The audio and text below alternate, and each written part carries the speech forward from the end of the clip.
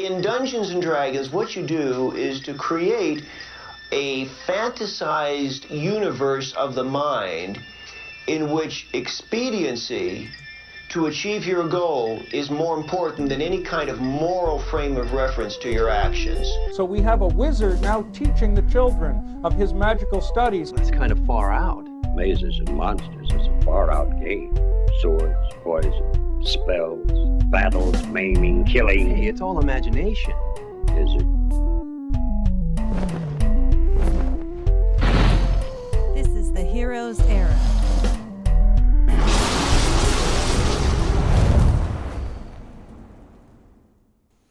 Welcome to the Heroes Era. I'm your Dungeon Master, Ben, and we are playing a game of Dungeons and Dragons. This is session 17 of our fourth campaign together. And joining me, I have Bodhi as Durian. A tough lost orc, just trying to get his family and his friend's hand back. Chris, formerly as Jacra. Who knows what's going to happen today? Joel as Peter. Halfling sorcerer, your friend in the dark. And Jason as Desperado. The Nibble Elf Paladin, doing our thing. And tonight we are telling a story, but we do not yet know how it will go. The players, the Dungeon Master, the dice, all of these will have a hand in how the game unfolds. This is the Heroes Era. We are playing second, third, fourth, and if there are fifth Mondays of the month, and then we're posting our sessions. Usually I'll try to get them up by Tuesday evening, I think is where we're at this point. So look for new episodes to drop on late in the day Tuesday, or look for them Wednesday morning. And of course we have our session recaps that compliments of Bodhi. If you don't want to go through and watch the whole campaign, you just want to catch up, maybe watch the last few recaps, or even start from the beginning. And of course, thanks to Jason for helping out a bunch with the graphics as well. And if you are watching along, hanging out, drop a comment on the video. Let's go. Right now. Do it. Do it now. Do it. I mean, you're watching this right now. You might Seriously. as well. You better be typing right now. I swear to God. I better see those three ellipses popping up. We're not live. You can pause it. You can just pause it. Yeah, And, it's fine. And then come back. It's fine. And our content does include descriptions of graphic violence and moderate language, so please be advised of that. Briefly, last game. Excuse me. I have to mention I am hurting something fierce here. Had a little bit of bad leftover steak, so bear with me. So last game, you guys set out. Your overall mission is to find Commander Hawkins, of course. He is somewhere in the Feywild being hunted by an evil queen. And in setting out, you encountered some ogres, were victorious, and then ran into a friend from the feast that you guys were at prior to that. This friend has a plan that might help you find Commander Hawkins. He sets you to collect some basilisk eyes so that he can create a potion and hopefully paralyze a doppelganger while they're in the form of Commander Hawkins, so that the queen stops hunting for Commander Hawkins and allows you a reprieve, some time to do the task. This is the idea. You guys set out, and What could go wrong? are in a place inhabited by giant lizards and lizard people as well. You were able to find the basilisk that this person spoke of at the base of a waterfall, ambushing it.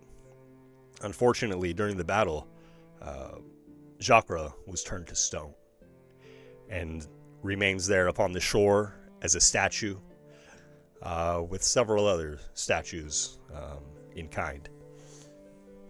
And that's where we left off last game.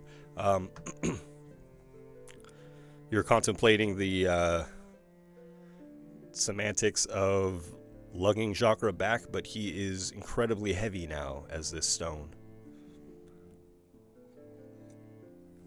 It should be mentioned that I, at the very least, am exhausted, so I'm a little bit worse for wear, and I'm also very, very nearly dead. I am barely alive. Really? Yes, the battle left me quite hurt. And so I'm not eager to, get into any more fights yet. Sure. Desperado had contemplated finding a safe haven behind the waterfall. It appeared that there was a cave of sorts behind the waterfall itself. And I believe when we left off, Desperado was going to check out this cave and see what it was about. Yeah, for sure. Okay. Yeah, my friends, I was thinking, so we came here to hunt this basilisk, and, obviously we didn't come prepared, but perhaps there were others that might have come in kind of searching for the same sorts of things. And maybe there might be others that may have come prepared to deal with the effects that happen with fighting these sorts of things. And perhaps maybe we might find something that would help our friend. I'll go search in the cave. Maybe Peter, why don't you come with me, and we'll Julianne, if you want to come, you can just leave. You can stay at the mouth of the cave, maybe, but you don't have to come in if you're worried, my friend. I might stick here and look out for things. Okay. Durian, my friend. Huh? If you would look after Jacra for me. I will do my best. I will assist your friend as best the way I can. Remember that, Durian, there were those flying lizards too, and the ones that we passed in the jungle. Try and stay out of the way if you can. I will make sure to yell very loud before I get cut down. That would be most appreciated. You will know. And I'm going to sit in the mouth of the cave, kind of, so I'm not, in the open air, and I'm going to just keep an eye on Jacra and look out for anyone else. Kind of leaning heavily against the stone as I am, bleeding out of most of my body. Just kind of sitting there. Oh. Sure.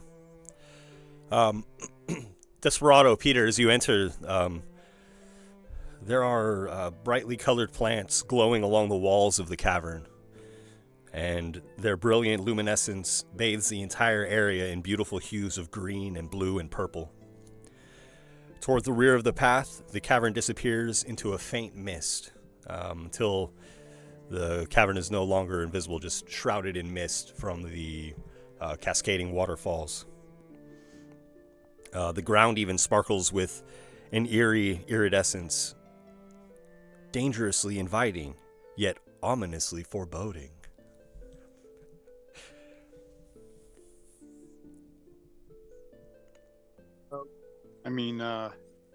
Desperado, how hurt do you look? How hurt do I look? Yeah. On a scale of 1 to 36, I look about a 33 out of 36. You look healthy then. You take the lead. I'll follow closely, but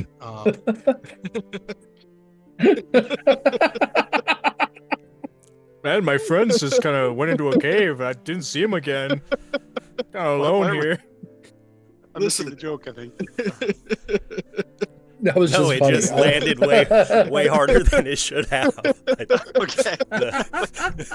But okay. So you venture into the mist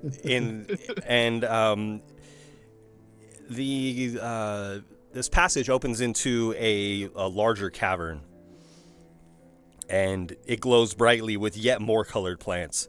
Dragonflies flit about, sprinkling a cloud of bright purple dust with each flap of their wings, Through the center of the area is a large stream of water. It bubbles and babbles along its way to an opening in the cavern floor. The water crashes down below with the telltale roar of a small waterfall. Along the water's edge, a bizarre assortment of beasts is drinking their fill. A couple of bats have landed and are crawling to take a drink, while to the south, a trio of spiders the size of men quietly spin their webs. Near the mouth of the cave are 3 massive badgers. A glint of plant light on the badgers' paws reflects the utter sharpness of their claws. Maybe we should move a little better than maybe we were.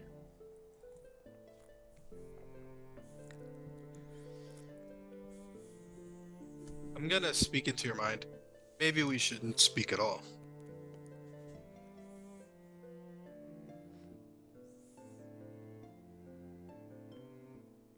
I just responded to you. Yeah. You take the badgers. I'll take the bats. Just as Peter is suggesting that you forego, audible communication, you see the bats crawling towards the water, snap their heads towards you, and they leap into the air. These are giant bats, not the, run-of-the-mill, the size of large birds, but, several feet.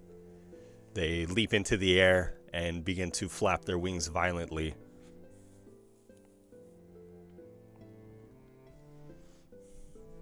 Kind of loud, Peter. We have to deal with this now. Just draw my rapier in my right hand, or my left hand. Actually, I don't have a right hand.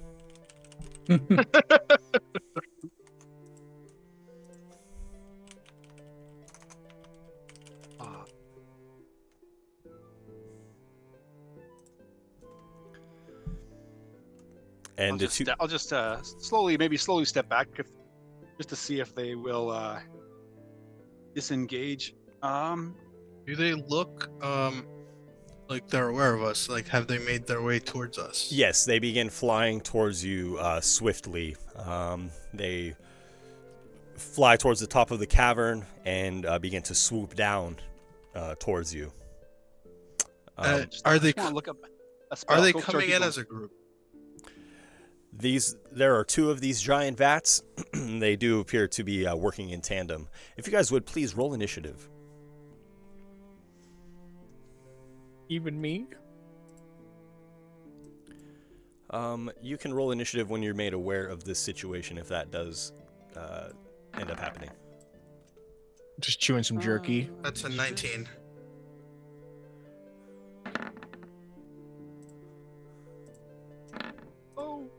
Oh. Okay.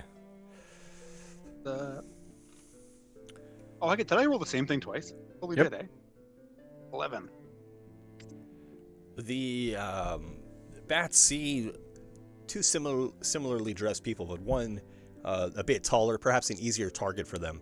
They both swoop down against Desperado, trying to bite you, revealing vicious fangs. With a 17 and a 13. Oh, 17 is my AC. There you go. You will take 5 piercing damage.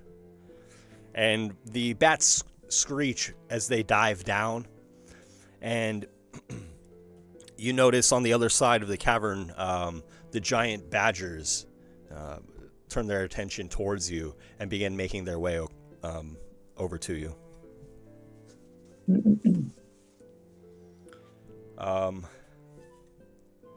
Next is Peter.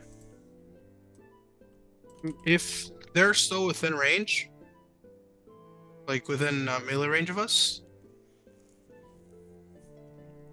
or have Yes, they we'll flown say back that they up? are. Yeah, they appear hungry and are leaving a good caution behind. I'm gonna use Burning Hands if I can. Try to angle my Burning Hands upwards to avoid hitting Desperado. Okay. So I need them to make a DC 14. That DC's wrong. It's a DC 14 dexterity save.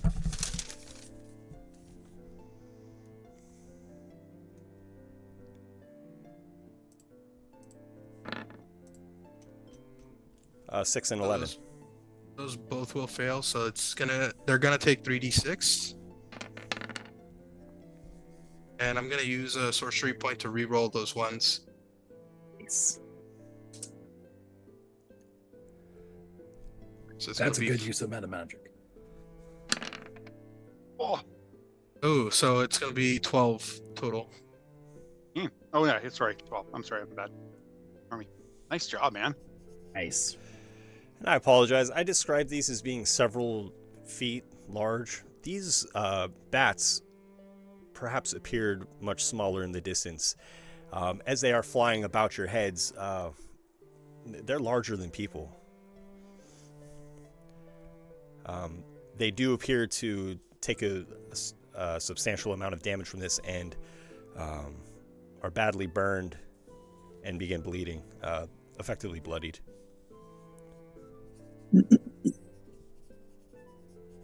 Take that! Get out of here! Pests! After Peter is Desperado. All right. So noticing the badgers and then these bats, I sheathed my rapier and began reciting some words of magic, and casting speak with animals, and then I'm remove my hat, and I just say and I was kind of looking, it says you can just speak with beasts, so I'm kind of thinking whatever I say can be understood by any beast. I'm kind of guessing, but I think these are probably like fall under that category of like animals. Okay. So sheathing my weapon, removing my hat, I just would say, we mean you no harm. We are not here to fight you. We fell the evil beast that was lairing here. We were merely searching for a method to save our friends. I implore you, we mean you no harm, and we do not wish to hurt you any further. We never meant to hurt you in the first place.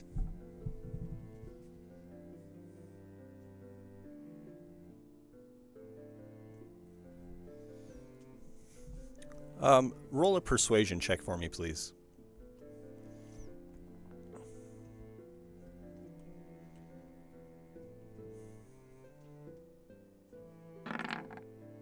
$20. Was there a specific creature that you were directing this at? Or just speaking generally? I think speaking generally, but I'm probably, like, I saw the badgers kind of coming. I'm probably more looking at the bats as they kind of retreat somewhat from my friend's fiery blast. I'm probably looking towards I noticed the badgers coming. I'm probably looking at the bats.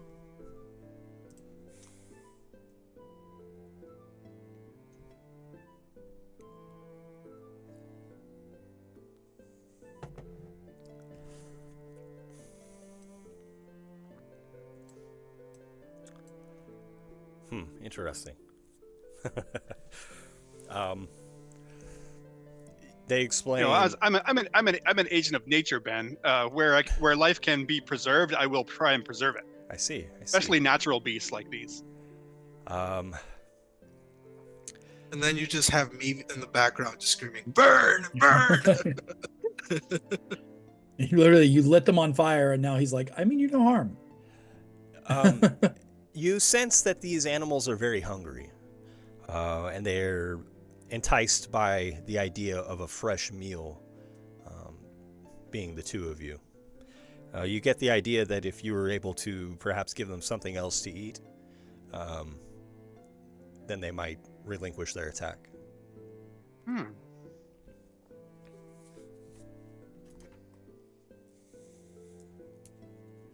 I am a cook, but I don't know that I have any. I didn't specifically voice any food that I might have brought with me. Peter, do you have any food with you? I'm not on the menu. No, absolutely not, my friend. Thinking of alternative options to yourself and I.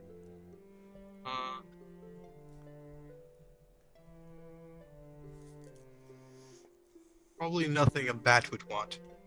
Don't even think about Mouse.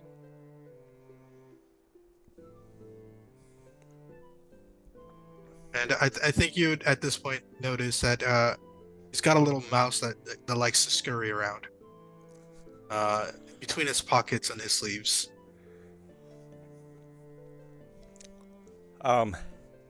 The badgers, not quite as large as the bats, run up hungrily, bearing their sharp fangs. And despite your pleas, without anything for them to eat, they continue to try to make a meal of the two of you. The giant badgers approach Peter and will try to bite him. A 20 and a 14. Those will both hit. Okay. Take 6 and 3 damage as the two creatures bite into your leg. Those hurt.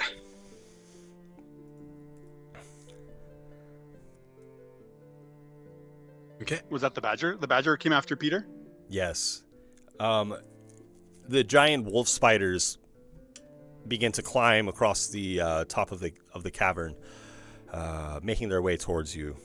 And they're about 15 feet away at this point. The bats, quite startled and hurt by the sudden burst of fire, attempt to flee. They, flap their massive wings and try to get away from the two of you. These will provoke attacks of opportunity if you guys wish to take those. I guess we're fighting. I'm going to skewer one with my rapier. Okay. I was trying to be the good guy.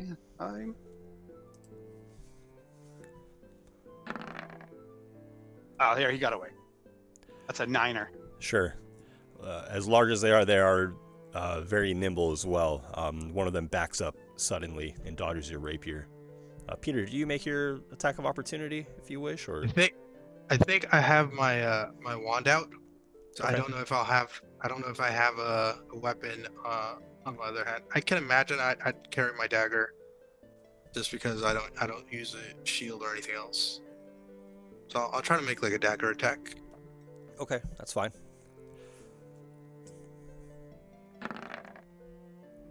Look at you. That'll hit. Yes, Maybe? 23, nice. Yes. For 7 piercing. Holy crap. And you tear a hole in one of the giant bat wings, but it's able to continue flying, just flies off at a slant, one of its wings badly injured. Peter, you're next. The two giant badgers are in front of you. Yes. Okay. It's worked out for me so far. So let's see how they like a mouthful of flame.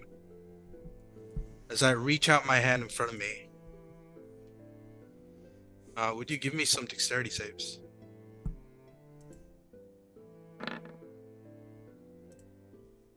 A 7 and a 6.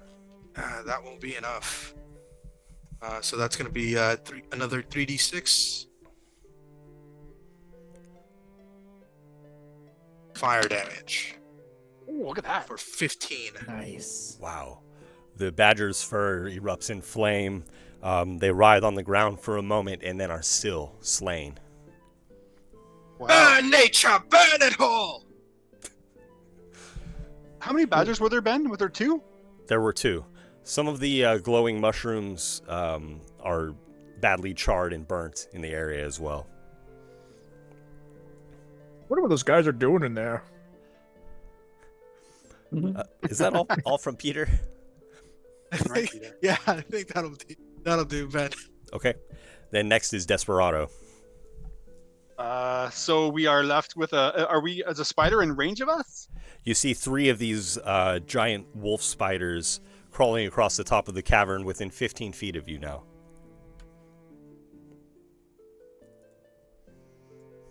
Well, my spell would still be active. Yeah, it's 10-minute duration. There's no concentration.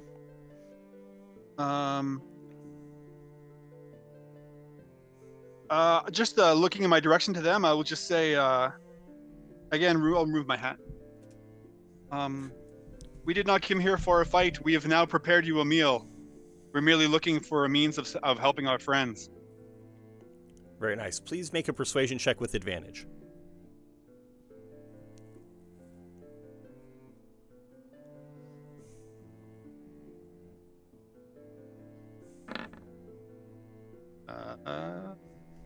I'm scrolled up. 18, is it? Yeah, 18. You see the spiders pause in their charge, and they begin to lower themselves by the threads of their webs over where the badgers have been cooked. Yeah.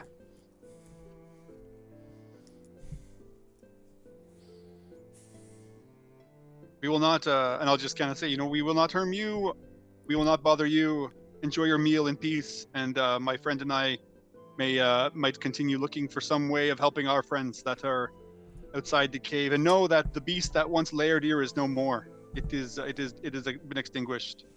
The giant bats hang from the ceilings now. One of them, its wing twitching in pain. The 3 spiders drop and begin quickly enveloping the badgers in a cocoon of webs, and it appears that none of the creatures are hostile towards you any longer. I think we are okay now, Peter. Are you okay though? Oh, my chest, it hurts. I'll be all right. Okay, I once we rest, I might change some of my preparations that my lady might provide some extra means of healing, but I don't have any at the moment. Nonetheless, perhaps we shall keep. Shall we get Durian, or do you think shall you and I keep looking? I mean, I don't know what I'm looking for, but I feel like we'll know when we see it.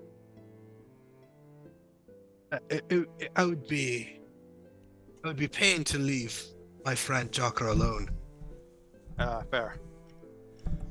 I mean, but I feel like if you had to put Jakra and Durian together, I feel Jakra is safer than Durian at the moment.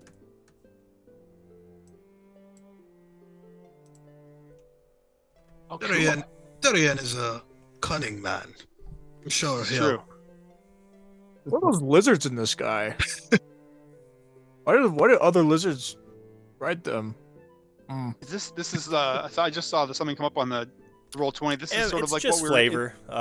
Just a general Okay. aesthetic of the place. Nothing specific pictured here is present. So, just wanted to at least give you guys some kind of overall vibe in the as far as This is the vibe of the realm that we're in. Yes, yeah. Nice. Here the Durian is a caverns are man of maybe intellect. 30 to 40 feet tall, and there appear to be many blue and purple mushrooms and the like. Getting hallucinations of a big tree with mushrooms on it. Durian is a man. He's of saying this out intellect. loud. Yeah. Well, shall we This keep jerky's looking then, moldy. Peter, if we're not gonna? Let me see. If I understand from your description, Ben, as we come in, that there's another waterfall down inside here. Yes, as you enter to the left, there is, there's the large pool of water in this cavern, and to the south, it seems to drain as a waterfall. You see across the way, across the pond, you see that there is another passage, but it is shrouded in many plants that have grown to cover the passage. I may have a way for us through, but how do you feel about destroying nature? I mean, live and let live. But what did you have in mind? Do you think you're burning this? It's something like that, yes. Is there a path around this pool, Ben, or is it just basically you have to go across? The pool appears very shallow, but you would need to walk across it, yes. Okay.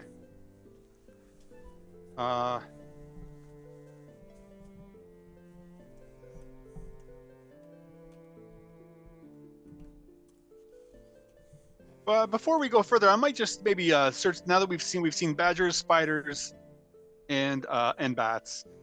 We know there's a basilisk, or there was a basilisk. There was at least one. We don't know that there aren't more. I should say that too.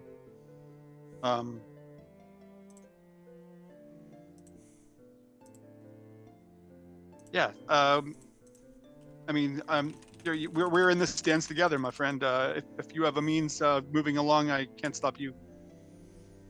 I warn you, my magic reserves are starting to dry up, and Understood. And this will consume quite a large sum of it. But I should be able to clear a path for us. Oh, you're thinking of burning the overgrowth. It is yes, it's one of my strongest spells. Yeah. So I mean, I'm thinking that I wouldn't want to expend your resources if we have other means of getting through or getting around. Do you have maybe another... maybe see if we can get around on ourselves, and then if we're at no other keys available, maybe you have one. Very well, let's try. Yeah. And we'll make our way across. We'll stay close. Stay close. I climb on your shoulder. Oh. How much do you weigh? Oh, like 30 pounds. Yeah, that's too much. Rude. Yeah, you gotta get down. Sorry, bro. Yeah. I'm a nimble man. I'm a sturdy man, but I'm not a back mule. I'm sorry. Maybe we should have brought Durian. I said, but I digress, and I'll move towards the passage across the way. Sure, it is covered with vines and the luminous mushrooms. It seems as though it is impassable unless you were to remove this barrier in some way. You know, this is something where my friend Durian comes in handy. I wonder if we could get him to help us.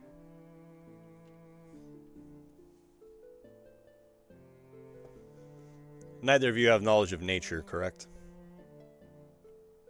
Just survival, not nature knowledge. No. Okay. I'm more wise than intelligent. Yeah. I don't know if anyone had any nature skills at any point. I think we're all dumb as rocks. Can you use your speaking at our minds trick and just reach out to Durian now, or you have to see him first? I must see him. As I'm sitting out here, Ben, eating my Sure. moldy jerky that's causing me some mild hallucinations. Has anything occurred? Has anything tried to sneak up, or any those lizard guys tried to come on down? There are, small creatures, some wildlife comes to drink from the water at the base of the waterfall. Nothing threatening, but it does seem strange. More than an hour has passed since Peter and Desperado went into the cave. I guess during that hour, I'm not moving from where I'm at. Scanning through all these other statues that are here, seeing as how some stuff fell off of Jakra as he when he was turned to stone. Is there any other objects of importance that I could see from the mouth of the cave? You notice the absence of some items, perhaps things that these people were carrying, that they no longer carry. Otherwise, their armaments, weapons have been turned to stone with them. You do see on the ground the shattered, vial of that must have contained some sort of potion, but its contents are long dried and the glass shattered upon the ground. Well, I don't want to die out here alone, and Draka, he's probably okay. I know Peter's probably not gonna like it, but I'm I don't want to be alone. I'm gonna turn and start walking into the mouth of the cave. I don't know what to expect, so I'm just carrying I just got my my sword and my shield out. I'm just ready for combat. Sure. And I'm just gonna start going through. And again, you pass by the brightly colored plants. Among them these tall fungi, and you come into a clearing and you see Peter and Desperado standing in front of a large wall of plant life. I'm gonna attempt to sneak up on them. Be a little stinker. However, this is not going to work, as you'll see here in a second when I roll this amazing stealth check. I got a 4. Peter, I think I smell durian. I think I smell it. I stop. I freeze. Look back and It's no fair. I'm not that stinky. Don't move. His smell is based on movement. Anyway, sorry, Peter. I kind of left you awkward there, but I mean, seeing as how all those other stones, none of them seem like damaged or broken. I don't think anything would mess with him. And I'd rather not get like pecked by a bird out there and fall unconscious and die slowly a horrible death. I figured I'd join you guys. What's going on? Well, our friend, actually, I was just going to come get you because our way is blocked, yet there is a way through if we had someone that was good at chopping things and bringing down barriers with some sort of, by their special means. A means which you have in great abundance, and fortunate for us. Thank you. Except for calling me smelly. I step up to this obstacle. What am I looking at specifically, Ben? What is barring the path? Sure. There's a copse of large luminous mushrooms that have grown here, and among the mushrooms, they're just all tangled in vines that are blue or purple, and they've just grown so densely together that it's impossible to pass. So much like Ocean's 11, I'm going to take the Sword of Sharpness and just kind of like, or I guess a la more Star Wars, using the Sword of Sharpness as kind of like a lightsaber. I'm going to cut open the edges of the doorway with it because it does max damage to objects. So just kind of effortlessly, I just kind of go ding, ding, ding, ding, and Sure. Darian, I wonder maybe if you can avoid the mushrooms. Just in case, we've met mushrooms in the past that like to view things. I've already cut through one, huh? The vines and the single large mushroom fall away easily, revealing another chamber beyond. It narrows into a small passageway, a small cavern. I'll lead the way. With my shield up. And your blood that you have in your body. Mm-hmm. My blood that I have in my body. Absolutely, my friend. Peter, you should take the rear. You turn around and I'm already trying to stealth. There you go. I'll be in the middle this time.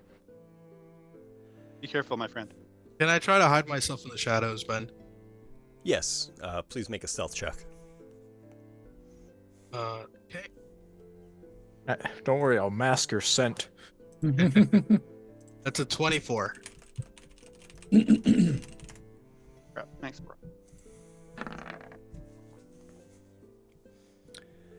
And around a couple of bends of the cavern walls sits a small campsite. It's tucked away and obscured by the bright lights of the plants surrounding it, but still easy to see once you approach.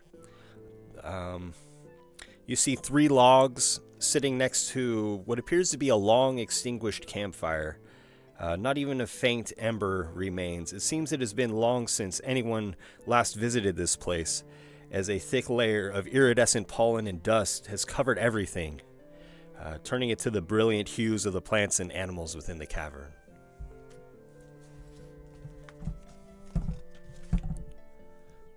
Hello. We are here, but we mean no harm. We are just looking for a way to help our friends. I don't think anyone's here. I think you're right. I I just wanted to make sure. I didn't want to surprise anybody, you know. Is there any supplies we could loot? Maybe we'll What? Who's that? One of the tents starts, like the opening of it, ruffling, and like somebody's fighting to get out He's of got it. the zipper cut. Hold on. Breaks Get in through. A middle-aged looking human man comes out.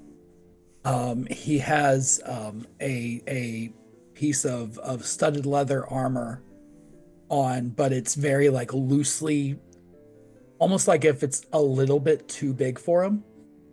And he's just drawn like a rapier, and he's standing there just like, the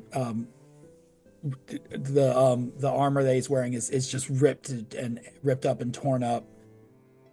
It's been through some stuff, obviously. And he comes out and he points the rapier towards you. He's like, "That's quite far enough. We'll have none of that. There will be no thievery. There will be no tomfoolery. There will be none of that in my camp." You noticed me remove my hat with my left hand, and you notice my right hand is missing your hand. You have an orc that is bleeding from many orifices on the floor. TMI, bro.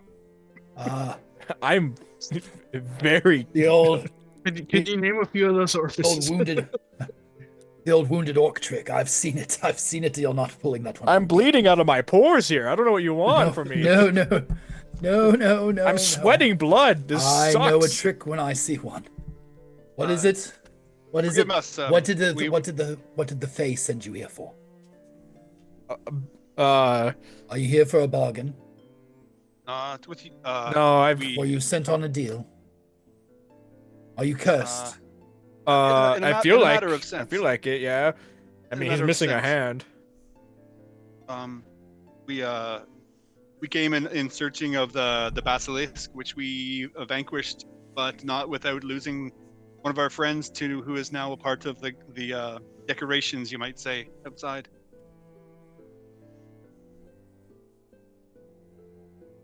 How Well, long? I'm sorry. I'm sorry. Yes. How long have you been And here? he's sheathing his rapier now. I've been it's been God, how long have I been here? A couple days, I think. Maybe a week. Not any more than that. Not very long. Just got here recently. To doing a little bit of a side project for a friend, as it were. Just cleaning some stuff up, dealing with some little infestations around the area. Sorry for being a bit brash there. When you first arrived. Edward is my name. It's a pleasure to meet you. Edward. And he reaches his right hand out to you, Desperado, and then like, "Oh, sorry," and switches, Come on. giving you his left hand.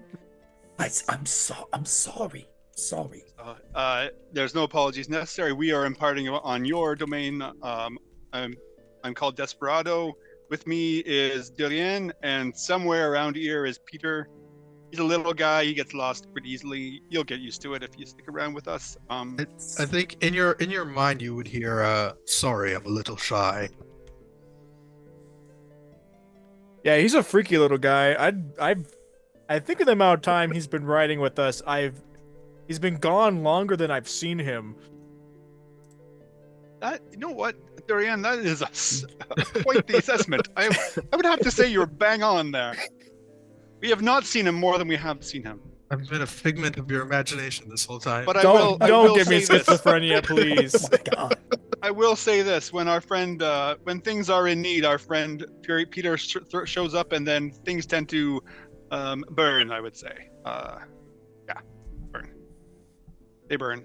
So do you got So like he's useful. He's a good. He's growing on us. I should you say. got like an anti-stone potion or like a cure or I no, sorry. I've I've got a small bit of alchemy supplies here, but just some basic alchemical, sort of your basic potions and whatnot. I don't really know how to reverse that sort of. If you had a sample of the venom and gave me some time to, I just got a whole body look outside. into it. Well, that's not a sample of the venom, and that's not here, is it? So not really something I could use. But and plus it would take time. I'd have to research and study it. I have work to do.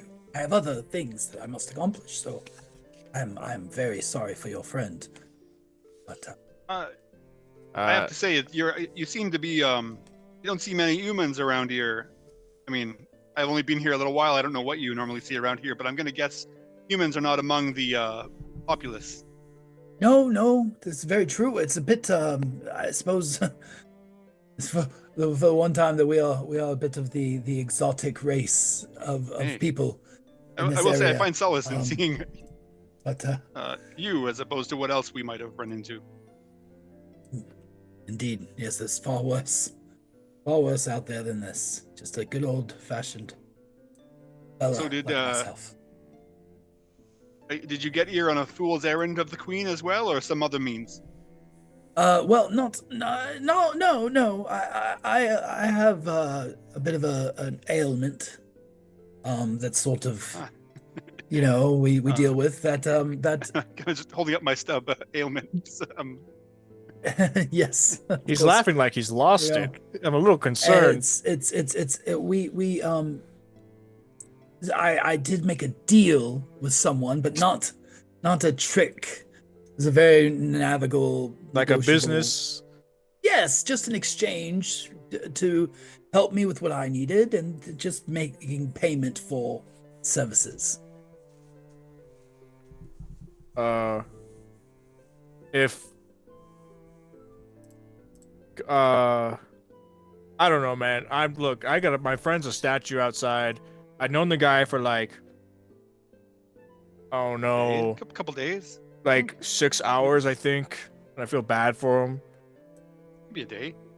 What is it that you search here? You're looking for potions. We were hoping we might find something that might reverse this stone curse upon him.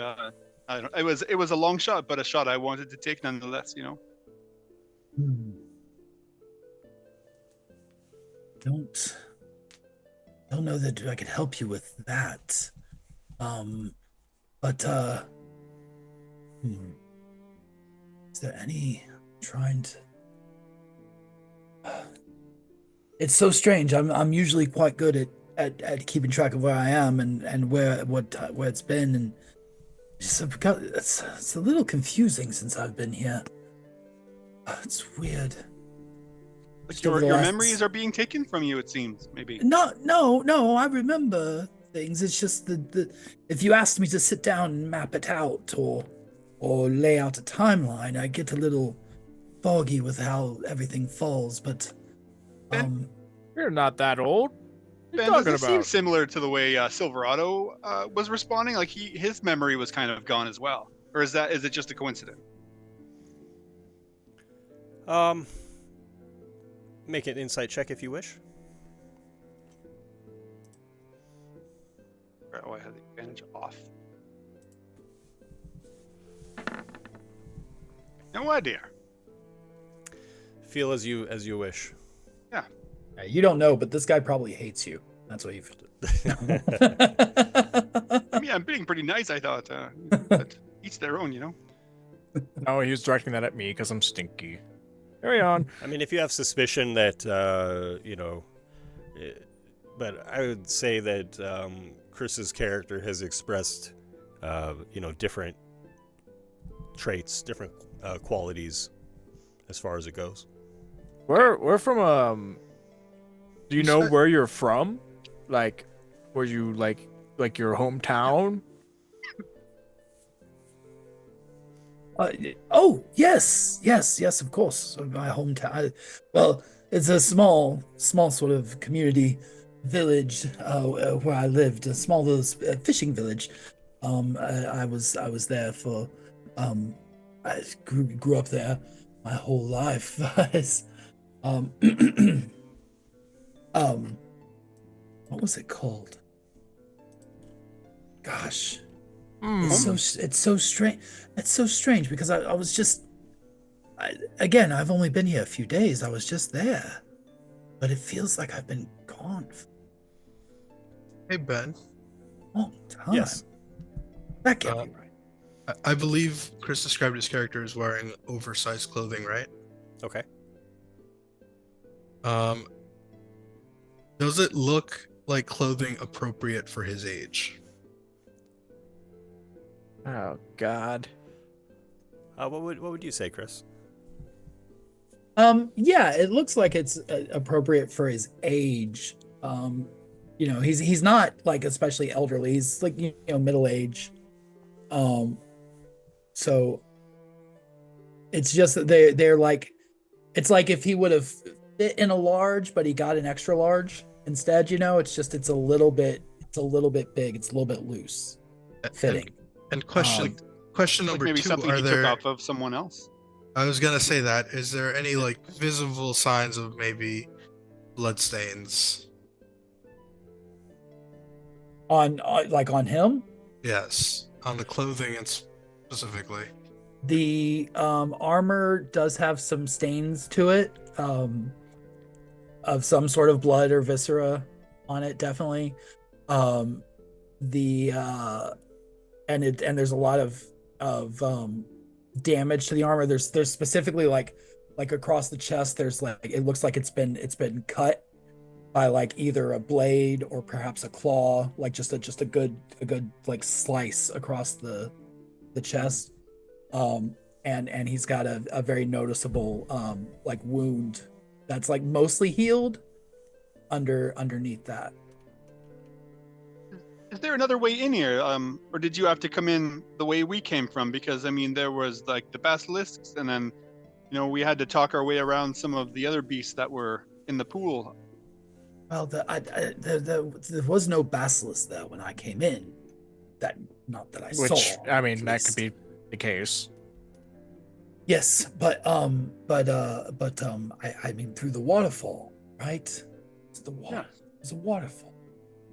Did you Yes, have to yes. bypass a bunch of mushrooms and vines? This place is lousy with mushrooms and vines. They're everywhere, honestly. I wonder if maybe the environment is causing you some distress, my friend.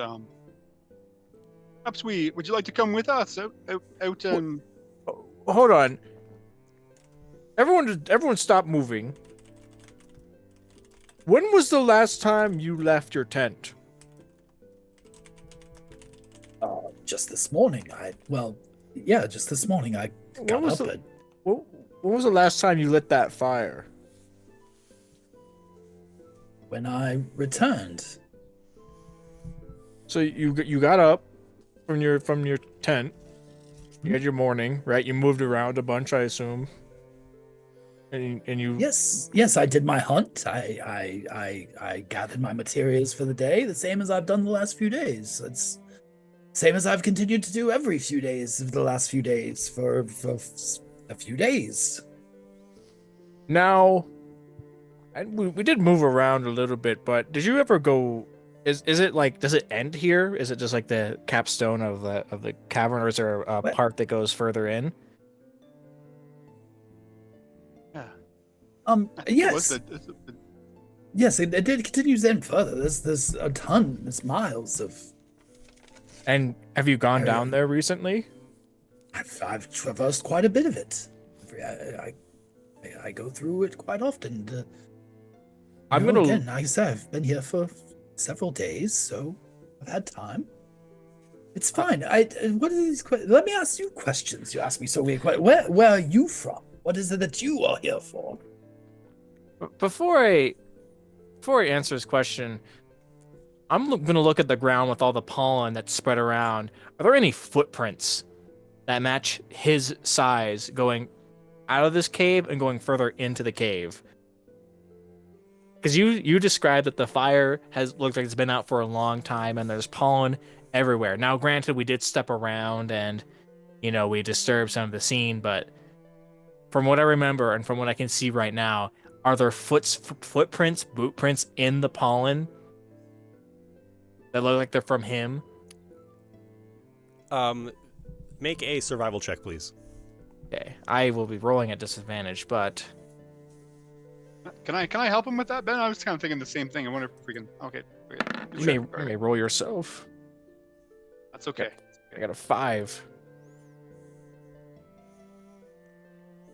Something seems odd. Your attention is drawn to the fire again, as you've kind of used this as a point of reference. Will you make an intelligence check, please? Okay. You say so. 5.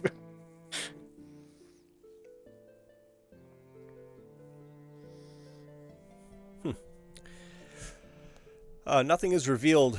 However, you do find it odd that the ash of the fire is still warm. It's still warm. Yes. However, it does, as you were explaining, it does seem to have been extinguished, long ago, or burnt out long ago. Okay. Oh yes, the fire. It does that. It's so strange. It's like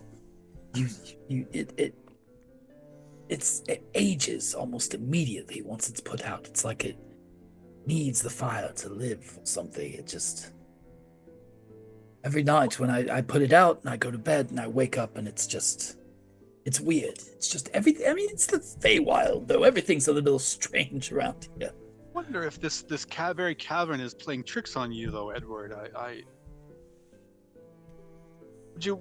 I feel like perhaps my friends, maybe can we just go back out to where our friend Jakra is and continue this conversation? Maybe there's something in this environment that is doing. Something seems off. Can't quite put my finger on it, but nonetheless, I say that something is off. I mean, I'm surely happy to pop my head out if you like. I do have work to do in here, and and again, I've only been in for a few days working on it so far, but I've made a lot of progress, so I hope to be done with this quickly before it becomes an issue. As we walk out, why don't you tell us some of what you've been working on? I'm quite curious what it is you're doing. If you don't mind imparting us on your... You're hunting? I'm hunting. I'm a hunter. For what? Evil creatures, monsters, demons. The cursed, the scourge of the land. Those impurities in the world, I fight them. Halflings? What? No, not halflings. I heard they're a good commodity around here. You got him so upset. No, not halflings. Again, we're not eating halflings. Creatures, we talked horrors. about this, my friend. We're I not almost eating said halfling. Vicious monsters. Didn't you say your friend who's hiding around here somewhere was a halfling? He's around here. Well, actually, never said that. Hold on a minute. Who are you? It's a fair assumption. No, Well, I assume by the way it sounded in my head, it sounded like a halfling accent. okay, Anyway, all right, okay. Anyway, to answer your question, yes. I don't know. So, I'm yes, so flustered. I have to sort of cleanse this area, purge the lands, as it were. So I'm hunting those. This is your errand, as you were saying. Errand is to purge the land. This is my task that I've been hired to do, and I've been in here working on it, and again making very, very nice progress. And but how the Fae are very specific about things, and it all has to be perfect, exactly as they requested. So I have to get them all. And you made a deal. You made a deal to do this for the Faes. If I did this, they would do me a favor. Aye. As the group of you walk and talk, you go past the cavern with the large pool of water and head towards the misty pathway that you took to enter this place. And as you travel, past the brightly colored plants, Oh no. there are a few turns in the path, and then you come back into a large cavern. It is the same cavern with the pool where you first entered and fought the beasts. Oh.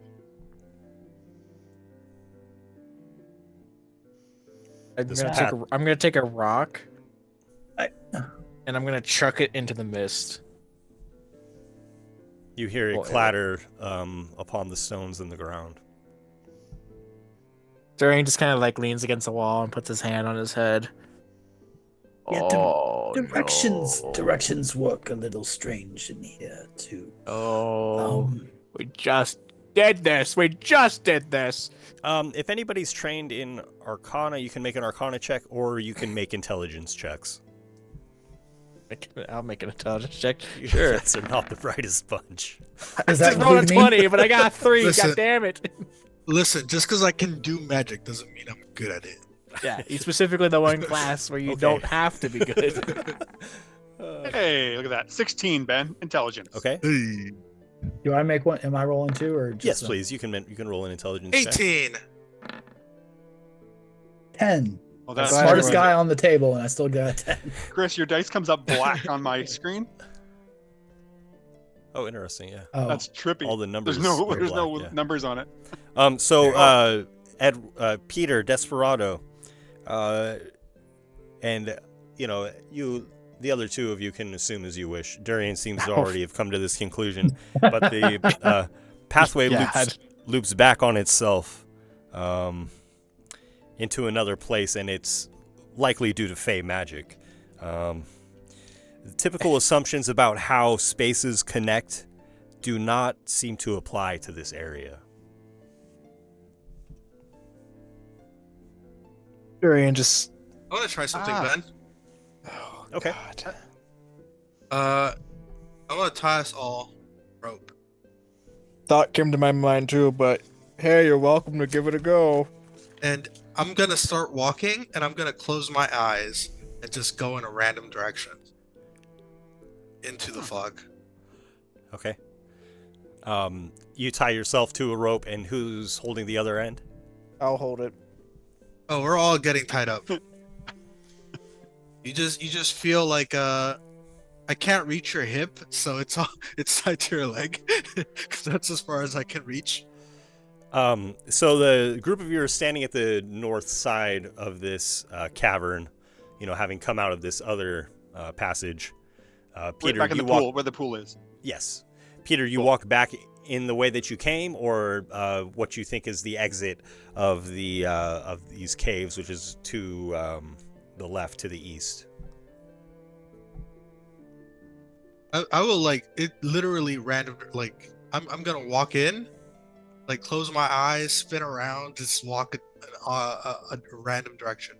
Okay. After bumping into the walls a few times,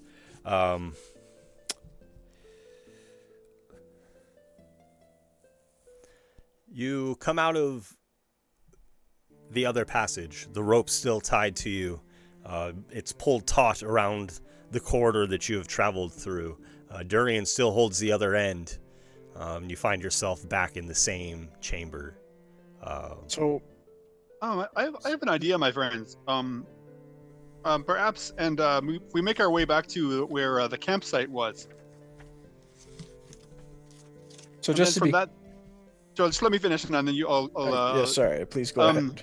I wonder if maybe we walked forwards in. Perhaps if we walk backwards out, maybe this. I don't know. I'm just gonna try and walk backwards out of the passageway from which we came. I mean, it's just a little turnaround sort of thing here the Fae tend to do. It's not so much a backwards, forwards. It's probably because you were here. You're here to help me finish. And You Desperado. help me finish, and then we can all leave, and I can go get what I need. Desperado, testing out your theory, you just come stumbling out of the other side, walking backwards. This seems to be just a circuit connecting either side of the chamber. So to be clear, explain this. There's the pathway with the mist, right? Yes. People go in. Where do they come out exactly? Is it back towards the campsite? So this is the room. It back through this the is mist? the initial chamber with the large pond where the beasts were fought. So the misty pathway is off. If you're looking at a map, to the right side, and this other passageway is on the top of the map. They seem to, in some strange way, connect, even though they're not turning in such a way that they would seem to. There's some kind of space continuum that is broken. Gotcha. When you enter either of these passageways, they seem to lead to each other. And then the only other pathway is towards Edward's campsite. Yes, deeper into the cavern. Yes. Tricks. Oh, okay. All right. I know why those animals were so hungry now. The ecosystem down here is bad. I start looking around nervously. Edward, what have you been eating? Oh, well, I do a bit of fishing, a bit of hunting, a bit of fighting. And you fish in this pond here? Yeah, I mean, a little. I have to pass the time somehow. When I'm not working, as it were. A good hunt. You pull in some game, you slaughter some monsters, you kill a deer on the way home, and you do a bit of fishing. Well, as an example, there's not deer here, obviously, but small critters of the sort. I haven't really seen a lot of them, though. Now that you mention it, are the mushrooms edible? Honestly, I've been afraid to try. We might have to here pretty soon. No, don't be ridiculous. There's food here. Oh, should have saved those badgers for ourselves. A lot of meat. Well, we can land a badger easily. It's fine. Come on. Do the group of you then go back to the campsite where you found Edward? Only way out is through.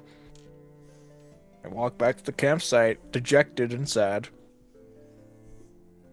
Okay. Splendid. We regroup at camp and we'll start the hunt.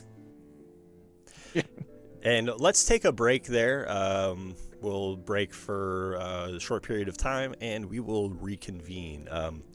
If you want to jump ahead past the break, just go forward about 12 minutes, and then the adventure will continue.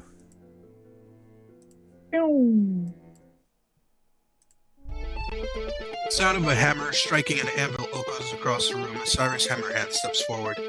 Sturdy boots heavy against the stone floor. His broad, muscular frame is covered in soot, and the marks of countless hours at the forge. His gruff voice is steady, like the rhythmic pounding of a blacksmith. Ah, so you're curious about me, eh? Name's Cyrus Hammerhand. I come from Mount Hammer, the finest mountain you'll ever lay your eyes on. Raised in the forge, you could say. My hands, these hands, aren't just for shaking or holding a mug. They were made for shaping, crafting, making something that'll last. For years, I worked the forge. Hammered steel, shaped the finest weapons and armors you could ever ask for. There was no finer craftsman in the mountain, and that's the truth. But somewhere along the way, I saw the world around me. I realized that the work I was doing, the tools, the weapons, the armor, it was all for the wrong reasons. The world was raging, just like the fires in my forge after a long day's work. People fighting over petty things, kingdoms crumbling, lives shattered. I knew I had to do something. Fixing the world needed more than just hammers and anvils. It needed hands, steady hands, to guide it back into balance. So I picked up my hammer, a different kind of tool, a holy symbol of Brahm, the true forger and my guide. I'm still a craftsman at heart, don't get me wrong, but now my craft is more than just metal. It's people. I've got a lot of work ahead of me. That's what I do. I fix things. I heal the wounds of the world, one hammer blow at a time, until it's whole again. And if you're ready to join me, well, there's always room for a few more hands in the forge.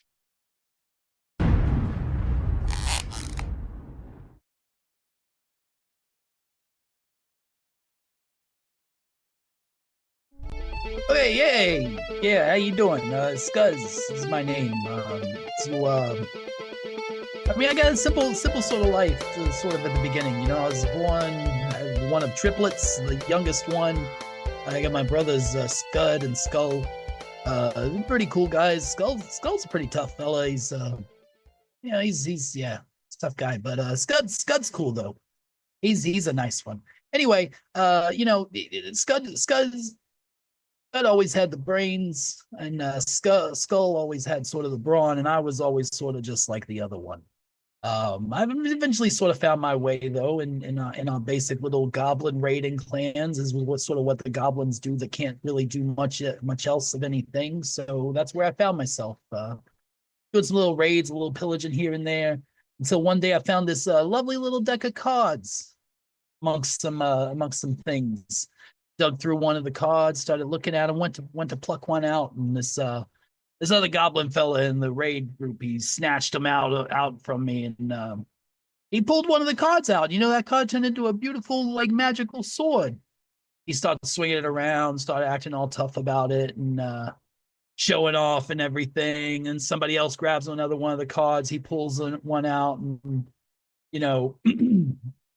But that one was weird though, because he pulled that one out, and this weird demon guy popped out and just smashed him, and then vanished. Strangest thing I ever saw. So I finally get the cards back. I pluck one out, and it just poof disappears out of nowhere. I felt this like weird sort of feeling in my brain, but like it didn't really do anything. And until later on that day, because for some reason I kept thinking to myself like something's weird about this, but I just too dang stupid to understand it. So I finally was just like, golly, I wish I knew what that thing was. And I wish I was just smart enough to understand how this magic stuff sort of works. And next thing I knew, it all made sense. I started seeing the weave, the magical energy of the world, but like seeing as it functions, like mechanically. And I'm able to manipulate it in these different ways now. I don't know why that wish I made sort of came true, like a magical sort of thing. Anyway, so after that happened, I left the clan. I did a little time as a doing a little merchant shopping or little merchant working, a little maintenance upkeep, things like that, and eventually found my way into adventuring. There's a lot of money in there. A lot of people need things and do that sort of thing, and you sort of help people out a little bit. So that's what I do now. I'm for hire if you need me too, by the way.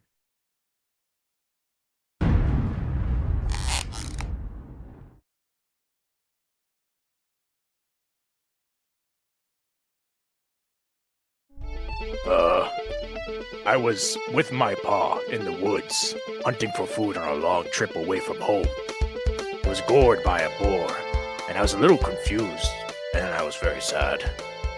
I took his book he scratched letters into, and so I could learn more about him. He didn't really talk a lot about anything. He was an orc of few words. I took his book, and I headed to find someone smart that could help me understand what all these letters mean and what words they make. Nobody seemed to understand or make sense of the scratches except a mage who was up and coming, and he seemed like he could help me understand what was going on here. He said he could cast a spell that would help me learn, but it costs a lot of money, and I didn't have any money. So I went to go north to the New World in search of knowledge or or money. And the first place I got to was a nice farm run by a nice old couple, the Hopkins. The man of the farm who ran it, he would give me some of his free time when he had it to help me learn how to read Common, which was, not what was in my father's book, as I learned later. But he couldn't give me all his time, so he had his son Kevin teach me. He was nice. He was pretty mean sometimes, but it was a good experience. Soon after, I left the farm to go wander and look for other orcs that have been spotted, and then maybe I could learn from them. I got some help from a small little goblin named Glasses. I helped him out once when he's getting stomped by some orcs, and some other goblins, and I asked him if he's seen any other orcs running around, and he seemed to let me know whenever he was in the area. I met some okay people I went to go do some jobs with, and then I just stuck with them when all my leads ran empty. There was a dwarf, a goblin guy, and like a weird wood elf that spoke funny. We're cool.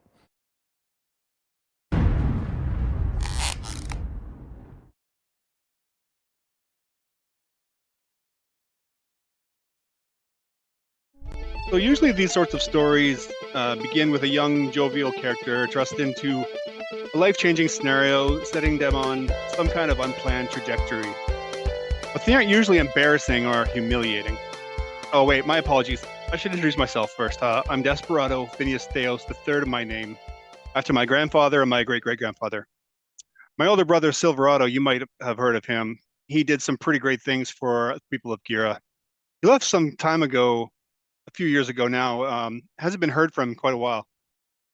Our home, our village, sits within the Redwood Forest, just on the edge of Dunsmuir Lake.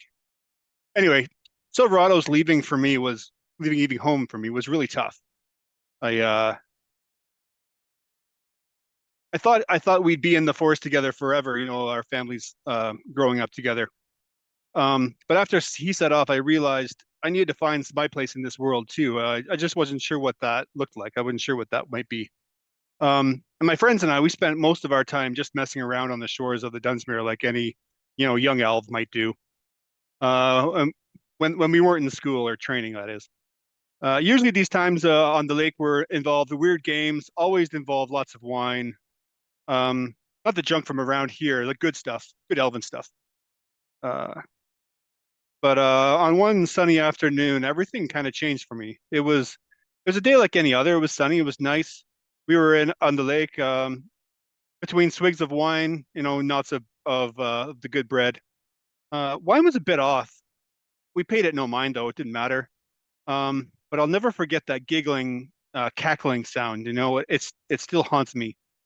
We were laying there with our dipping our toes in the water, staring at the sky. Those days when you're just trying to avoid the world and that's catching up to you. It was one of those times, all of a sudden I began to realize something was amiss, not quite right. I couldn't wiggle my toes, my fingers, I couldn't turn my head, I couldn't move my arms or legs. I wasn't quite sure what had happened. None of us could move, but we could see and we could hear quite well. I could hear really well. You know how they say when you lose one sense, all your other sense are heightened. They're very right. The dancing and the laughing and cackling sound all around us. I couldn't tell what they were. I found out later from my father they're called bogles, tricksy little fey creatures. Anyway, they took everything. They took everything from us: our food, our coins, our clothes, our dignity. By the time I could move again, they were gone. There was no trace of them. There we were on the shore of the Dunsmuir, naked, exposed, robbed, and humiliated. I promised myself I'd never let my guard down like that again, especially around fays. And after that experience, I took my training much more seriously. It opened my eyes to the world and the things that are around us. Nothing is as it seems in our world, and even in times of peace, things can change in an instant, it seems. After the thing with the bogles, I kind of developed this issue with others touching my food. I trained in the community kitchens and learned some really good elven cuisine. I became a pretty accomplished chef, you know. But when I wasn't in the kitchens, instead of spending my time at the lake, I practiced with my bow and my blades. I'd hoped that I wouldn't ever need to use them, but I wanted to be prepared in the event that I did. And it was around that time that the lady in the lake came to me. Apparently, she'd been watching me. I had no idea, but the first time I saw her, she appeared as this regal elven maiden, wearing this fairly pristine sylvan plate mail. She talked to me about how she was ready to take on a champion, someone to carry on her mantle. She would spar with me, and she helped me hone my skills with my bow and my blade. She told me about how she was one of the protectors of my people long ago, a great knight. No idea. She fought in the great battle of the Redwood Forest, the one that gave Redwood its name. You know, she was a real great warrior, and she fought bravely in that battle. She had eventually fall, but Dunsmuir favored her, and her spirit lives on in the lake. She watches over our kin and in service of him in Dunsmuir. She asked if I could prove my worth. She would empower me to do great things. She asked me to seek out one of Dunsmuir's most faithful followers, my brother, actually, Silverado. She says he's lost but not gone, and that's what brings me here.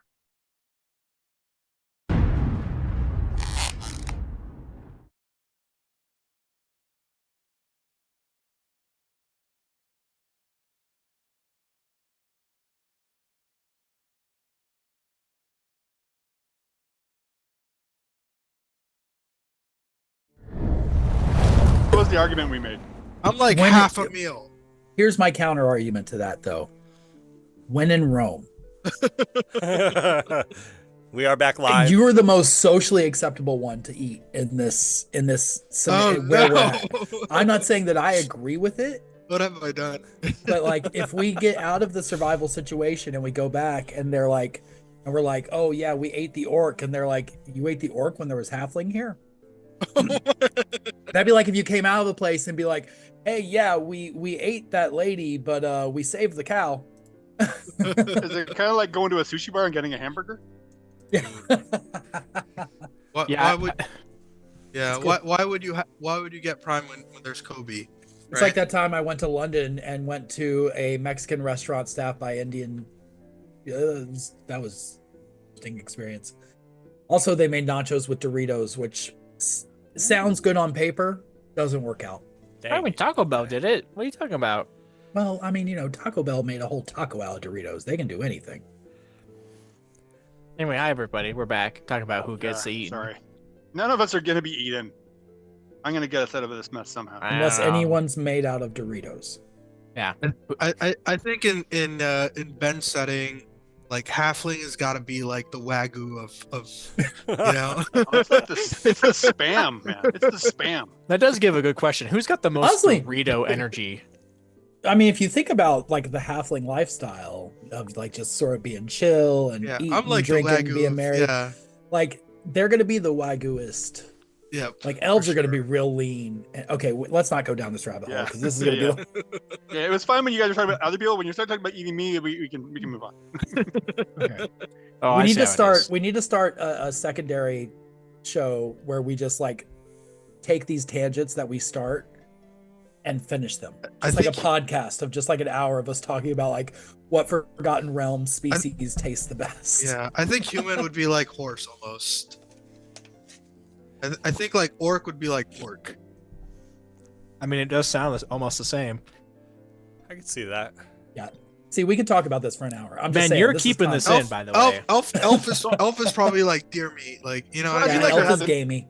You gotta Yeah, get We're it having right. this conversation, Ben. I'm gonna start doing the loop again and trying to find like see if We're I talking can about all find any this in patterns character. or nuances in the cavern path, just to see if I can pick up any sort of uniqueness to it. If there's any subtle changes as I go through every time. Sure. Each time you venture through, there seem to be just minor differences, perhaps a left turn where there was a right turn, and there really is no logic in the way that these two caverns connect. You only recognize that you are in the other one as soon as you can see the larger chamber that each of them lead to.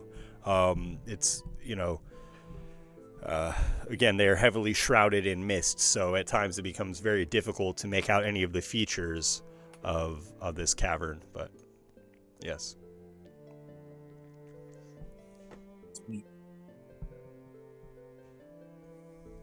After I probably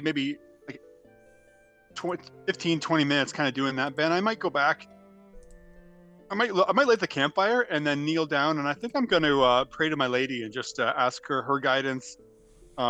Just commune with her, talk to her about that I'm up for her challenges. She's obviously got a plan for our group, and having my hand removed, I feel like I'm up for this challenge and not seeing it as a burden, but as a stepping stone in my growth as a servant of hers. And and just asking if she might shine a light that could light a way out that we may continue on the journey that we are on. Or you already lent a hand. She could return the favor. Am I right? As Edward, distant man, as you feel from your lady in the Feywild, you feel even more so having entered this cavern, as though it is a place that her presence is not perhaps felt or carried over here. Wow. Really on it. Okay. Now, Challenge accepted.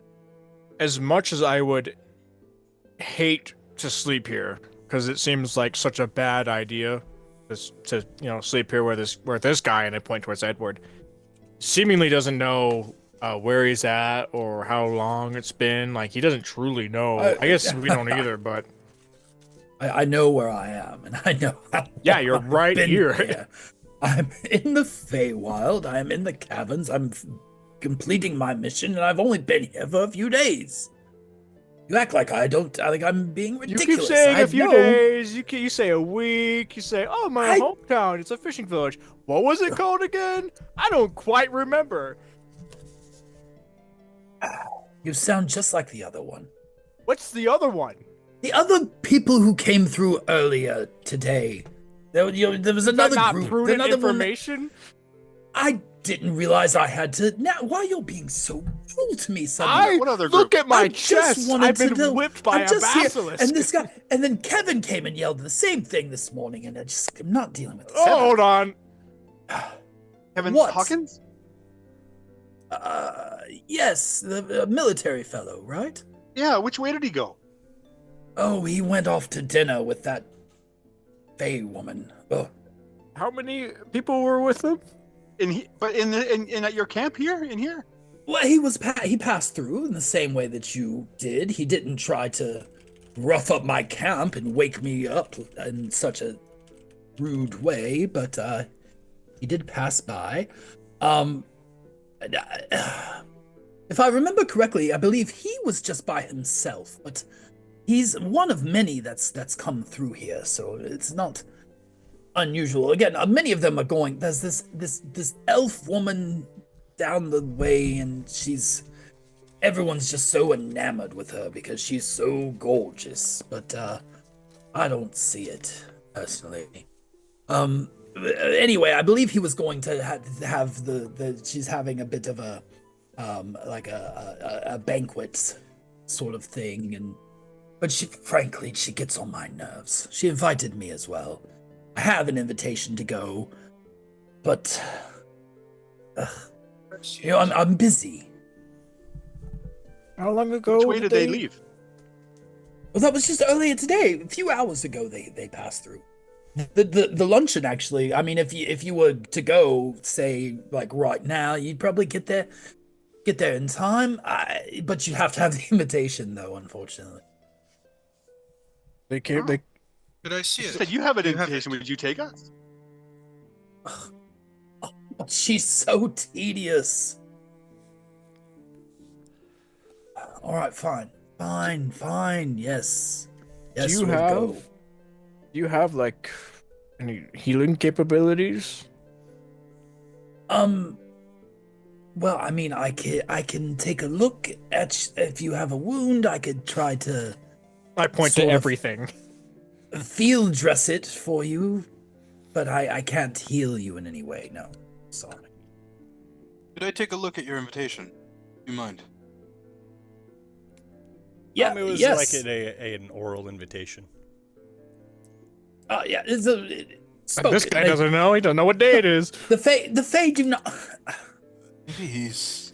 The Fae do not usually deal with parchment when they make their bargains, as I'm sure you didn't get this far into the Feywild with that sort of thing. It's not. You don't take your bargains in writing. That's very foolish. Clearly, you've just arrived. Yes, again, I've been here for a few days. Should you deal with Fae in the future, it would be better for you to have everything in writing. Really? Did you get your deal in writing? I did. Oh, well then. Do you want to go to the luncheon or not? You're being very rude. Friends, I wonder if we've kind of stumbled in another one of the Queen's fun houses. Durian's just sitting against the wall, both hands in his head, bleeding, so incredibly hurt and tired. Durian, we understand that you are hurt, my friend, but there's nothing we can do right now. So we either have to pick ourselves up and move on, or not. But I don't want to sit here anymore. And all right, we'll go. You know what? Screw it. We'll go. We'll go eat a dinner. We'll go eat a dinner party. We'll have some fun. Have some jolly merriment. Well, let's do it. You know, let's go. I'm ready. I stand up. I wince. Oh, let's do it. Say, I'm sorry. Sorry, go ahead, Chris. No. I was not going to say anything important. Please continue. I don't think I was either. That's all good. There is one way that this cavern progresses southward. Another passage that makes a couple of turns, and then it opens into a larger cavern again. And it is subtle and easy to miss, but a small village has been built around a large central tree. The houses are simple, constructed from the various plants found throughout the cavern. The roofs even glow the same as the plants, creating an interesting, albeit likely unintentional form of camouflage. 3 tiny creatures fly around the central tree, laughing, giggling to each other.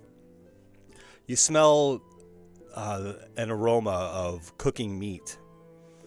Just below the 3 tiny creatures, you would recognize pixies here. You see another small individual sitting next to the tree, a foul scowl on its face, bearing its razor-sharp fangs beneath its bright red hood.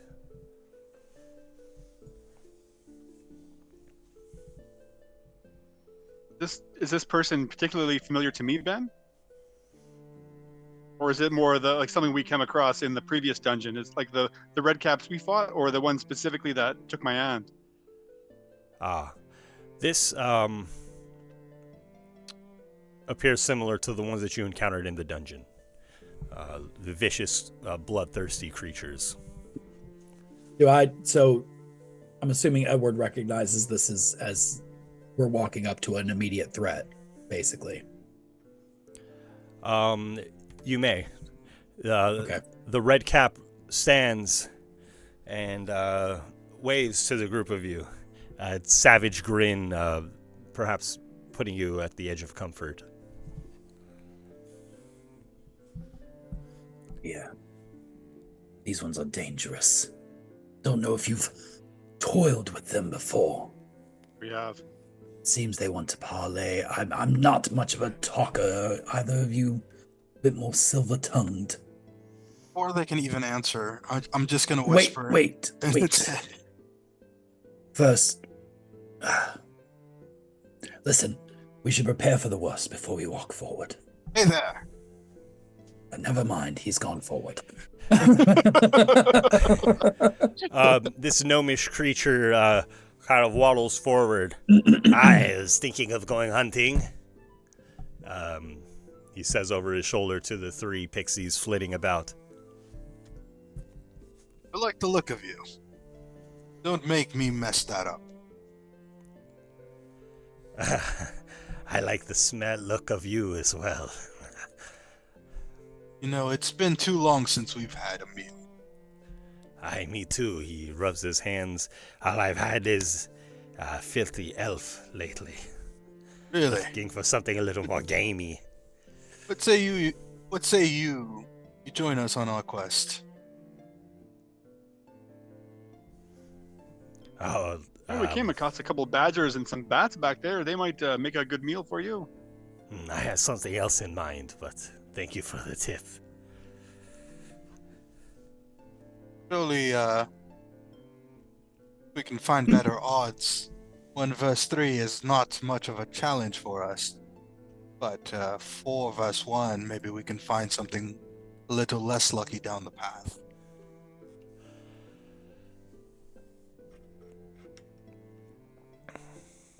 Yes, this is a great idea. I'll take up the rear.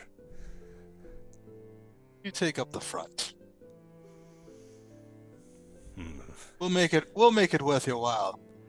I don't think you can have so. the bigger share. I'm What not do you going say? for that. And the red cap pulls a sickle from his belt and raises it hastily and takes a swing at Peter. Ooh. Everybody please roll initiative. Yay. I have to be brave at least once, right? Look at Peter standing up front. Ah, that's all right. It's a whole 11. Coming out swinging with a nat 1 for initiative, coming for Edward. Hey Ben, if you could just roll lower than that for your attack rolls, thanks. I'll see what I can do. You know what, Ben? The initiative, that kind of sucks, but as long as you don't roll good, then I'm fine with you going first, you know? Yeah, you can miss first. That's fine. Yeah, that's just fully within your capabilities. You could take 2 turns and miss both times. That's fine. If you really want to. I mean, it's, yeah. Hey Ben, I guess in that time would we have benefited from a long rest? 'Cause I do have 1 hit dice left. We didn't actually talk about it, but A would that short be possible? rest? Sure. Yeah. Yeah. We spent some time, eh? I'm okay with that. Yeah. There was a long discussion. I'm Had gonna roll some hit dice. bit of exploration. I'm good again.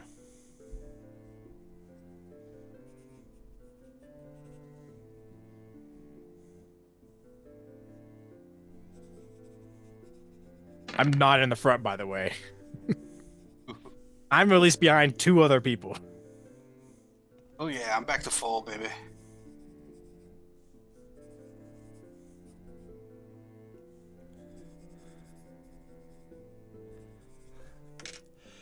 And as quickly as the red cap raises its sickle,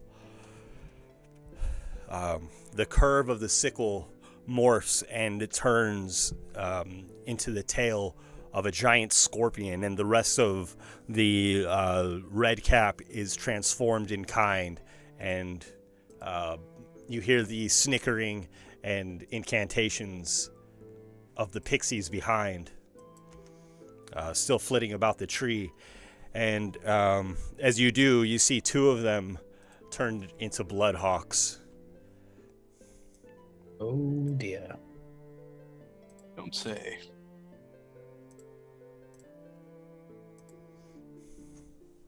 Desperado, you can act. Before you is this giant scorpion, and then in the center, perhaps 20 feet back, there are the 2 bloodhawks that have taken to the air. Well, I guess Peter's up front. I'm probably not far behind Peter. Nonetheless, I'm going to recite some a brief prayer to my lady and asking for her blessing. And I'm going to cast a bless. Coming through. Do I get the impression that Durian is not going to participate very much? I have javelins. Okay. And we didn't actually get much of it. I saw Edward had a rapier and he looked like he had armor on. I'll use the bless on myself, Durian, and Jakra. I know Joel has some spells he can fling. But Peter. Jakra. Sorry. Desperado, Durian, Edward. and Peter. Sure. Desperado, Durian, and Peter. Peter has some secrets up his sleeves, though. Thought he might. Yeah. Okay. Like a dagger that does really good damage. That's so weird because he's such an open book. I know, right? So honest.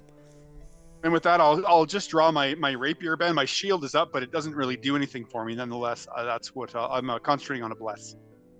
Okay. After Desperado is Durian. Durian's gonna put the sword away, and he's gonna draw a javelin from his back, and he's going to get ready to throw it and say, "We have an invitation to the dinner party that's going down. Do you want to mess with the lady?"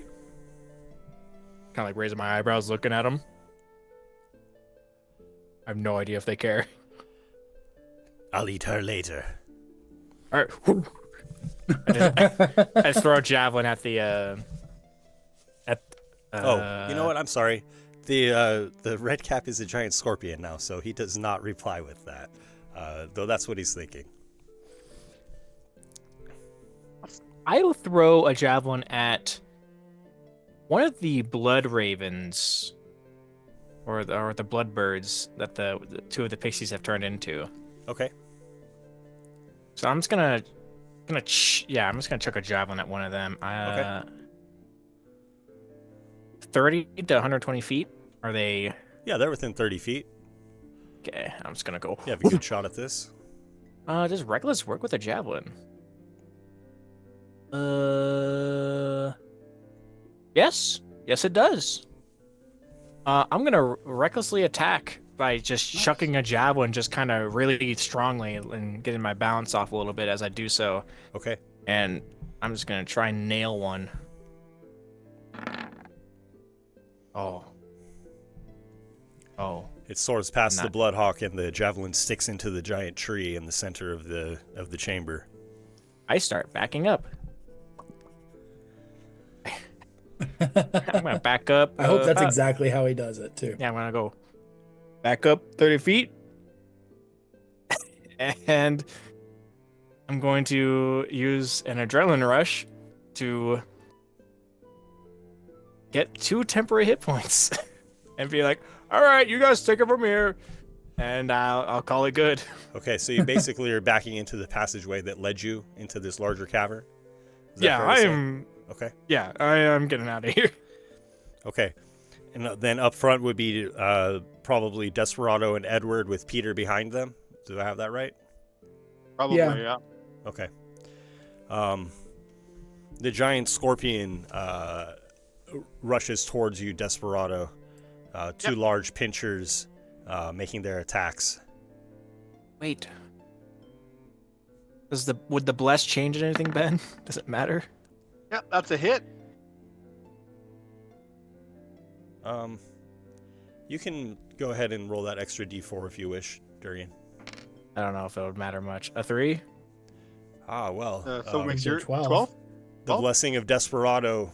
At the last second, you see the javelin just clearing the Bloodhawks, but it takes an unnatural shift downward, and it does end up striking one of the Bloodhawks. It's a Feywild. Things happen. The bird shrieks, and it returns to the form of a pixie who is crying out in pain. Again, that was weird. The giant scorpion does make its first claw attack with a 20. Yep, that hits. AC is 17. My shield is no good.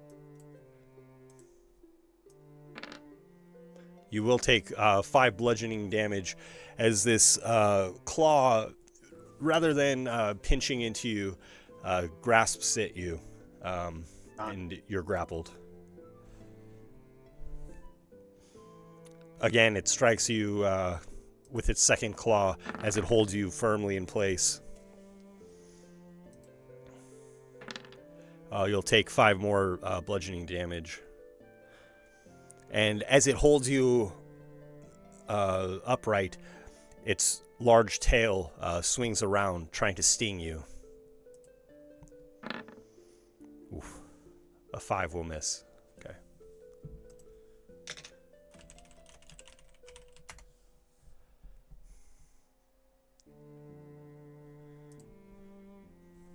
Okay. After the giant scorpion is Peter.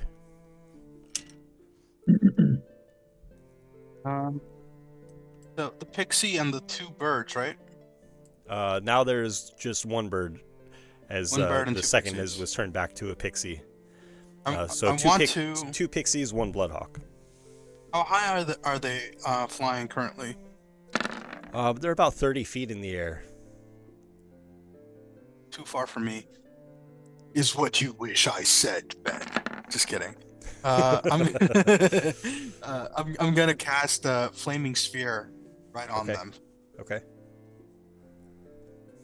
and I'm gonna crash into them.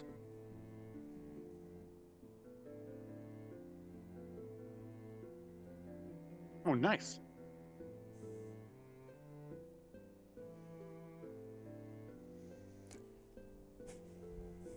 So they need to make. So these dex are saves. tiny creatures, right? Yes, small. So It's small and tiny. Yeah. So I'm assuming because they're tiny, they take up less than 5 feet. So I don't know if I can get 2 of them with this.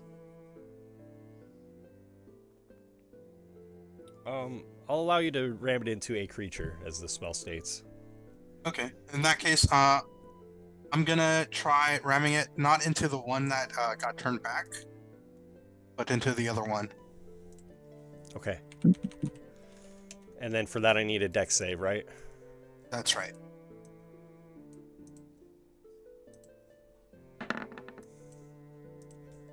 That is a fail. An 8. Okay. 2d6. 9 damage. And the feathers of the Bloodhawk erupt in flame, and again, as the hawk is slain, it turns back into its natural form, a pixie. And so now there are 3 pixies there. After Peter, is that all from Peter? I believe that's my action, so yes, that's all. Okay. The next is Edward. Okay, so we got 3 pixies and a red cap that's been shapeshifted into a big old scorpion monster thing. Yes. That's what we're looking at. Okay. Well, it's going to take my whole turn to set this up, but it'll be fine in the next round.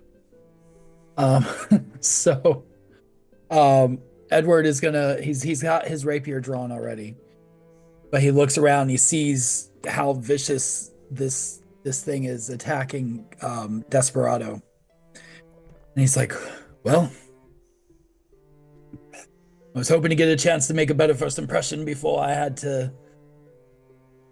Well, anyway, here we go. And he throws the rapier down on the ground, and Edward shifts down, and his shoulders and muscles begin to shift and bulge and flex.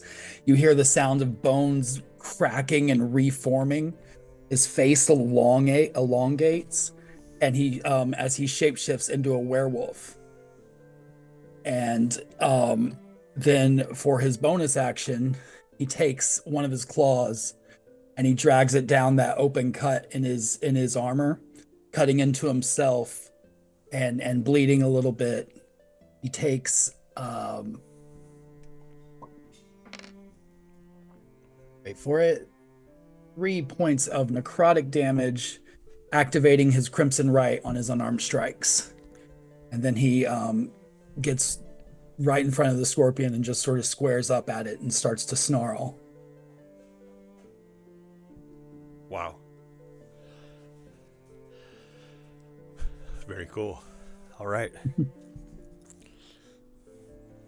Oh, his armor fits now, by the way. Cool.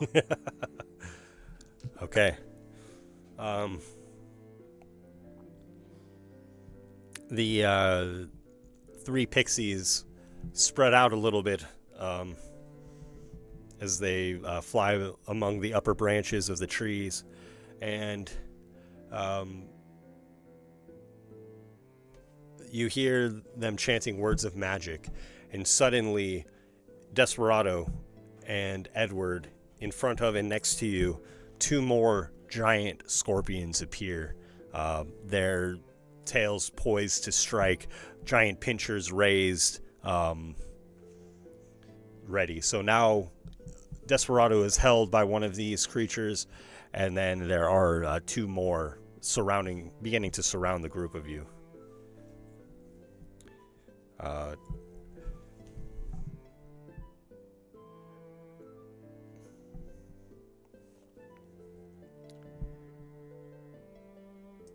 The giant scorpions, the 2 that have just emerged, just appeared, reach out with their claws and try to attack you, Desperado. Their pinchers strike you, and you will take... So as I'm grappled by the one scorpion, the other ones are trying to get me as well? Yes. And you'll take 6 damage total from their attacks. And next is Desperado. All right. I am going to, with my only hand, I'm going to, with my rapier, try and stab at the one that is grappling me. Okay.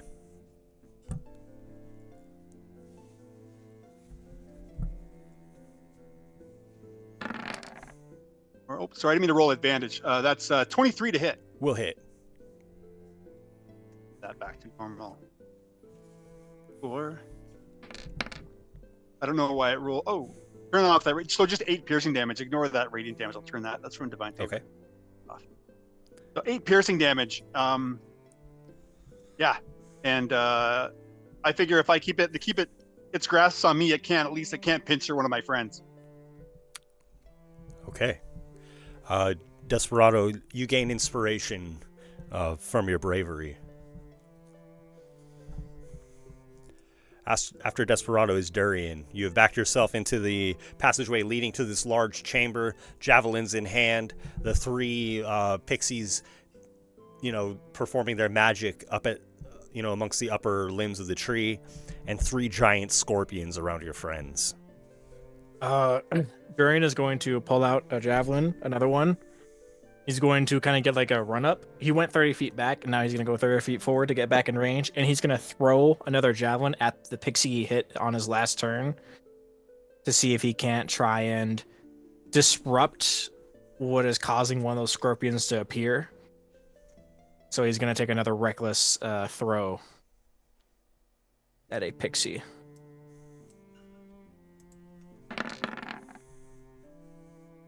It's almost always a crit. A lot of hit.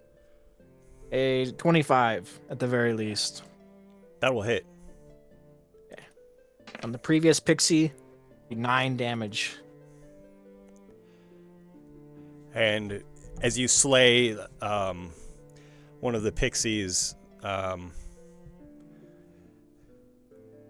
you're just attacking whichever one was convenient, right?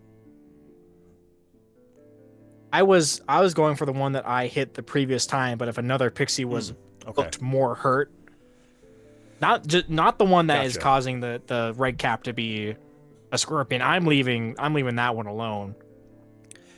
I gotcha. Okay. Your javelin pins the pixie to the tree, skewering it, and one of the large scorpions vanishes from sight. Hey, I got one. And yeah. I think that's my turn. God. Okay. The giant scorpion with Desperado in its pinchers continues tightening its grip. With a 6, it will miss. And it brings its other around to deliver a clubbing blow to Desperado's head. And it knocks his hat off with 10 bludgeoning damage. You gotta kill that guy. I'm bloody. The tail is poised and comes in to strike at this immobilized target with a 19 to hit. Yeah, that hits. Wow. AC okay. 17. Yep. Okay. No shield, one hand. Please make it. What are you gonna do? So you will take 6 Oh, piercing no. damage. Please make a Constitution saving throw. All right. I'm good at those. You should roll for bless to see if you get the bless. Oh, Oh, I'm gonna. Oh shoot! Can I use my inspiration? I should have said that because I have it. All right. I just realized I had something for that, but it's too late for me to do it. All right, I failed, Dan. I think I failed because I have to. We had to say it before. Yeah, I'm sorry. at- I apologize. That is the case, though. Yeah. I get it. It's all good. Okay. I'm at 4. And the scorpion stinger plunges into you. Oh, 22. Oh, I take 22 damage if I don't say. Okay, I'm dead. Not dead, but dead. Not dead, but dead. Oh no, Yeah. that sounds just terrible. a little dead. So unconscious as the Yeah, that's scorpion pumps venom into you. Okay. I will roll just for the sake Bless of, goes of away. rolling. Okay. 21 damage. Okay, and so you are knocked unconscious. I thought. Oh, sorry. It says you take 22 damage there. It says it in the description. 4d10. It just gives average damage like Averages. everything else. Oh, does. okay. Okay. So I took one less. Yeah. So it wasn't the pincer didn't kill me. The poison did. If that helps. Yes. Yeah. I'm not down a death save. I had something I could have used for that, and I didn't catch it in time. New character. Okay. So after the scorpion is Peter. Okay. How many pixies are still alive? 2. Okay, I'm gonna take out the one that seems to be concentrating on a spell if I can. Okay, I think that's easy enough to tell because of your knowledge of magic. The one that was turned into a bloodhawk or turned itself see into a one that- bloodhawk was yeah. not the one that cast the spell on the red cap. So yeah, you can do that. You can do so. And I'm gonna hit it with a firebolt. Okay. So this is gonna be an attack against it. Okay, very good.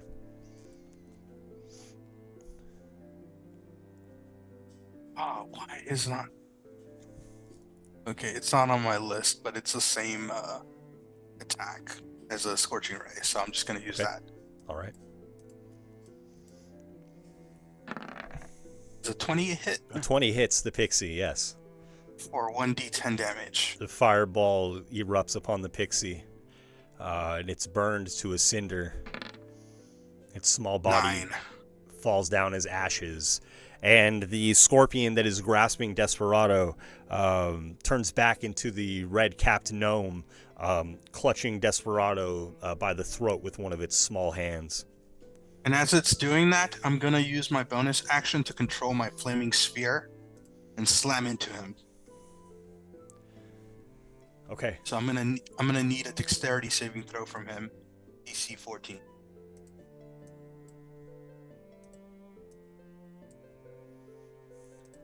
Sorry, one moment.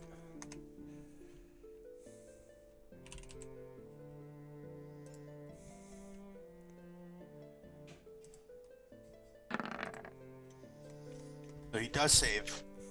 Okay. I believe he takes half damage. Or half as much damage on the successful one. So I'm still gonna roll damage. He's gonna take half of this. 2d6.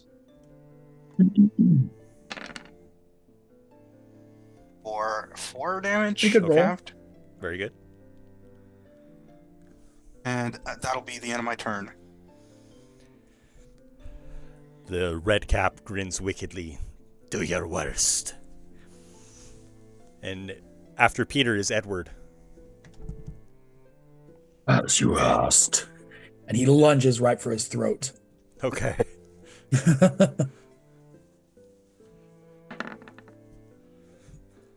Nice. 15 hits. Right. And we've got the Blood Maledict active, or not Blood Maledict, sorry, the Crimson Rite active on there. So we got 4 cold damage and 11 slashing damage Okay. on that attack. And then as part of my my hybrid transformation, when I make my unarmed attack, I get to make another attack as a bonus action. Very nice. So I'm going to do that. The 24 will hit. 24 to hit for 3 cold damage plus 9 slashing damage. Sure, and you So slash just like- at the gnome, and it is you open a large wound upon his chest and his arm, the arm that is grasping Desperado. He is effectively bloodied.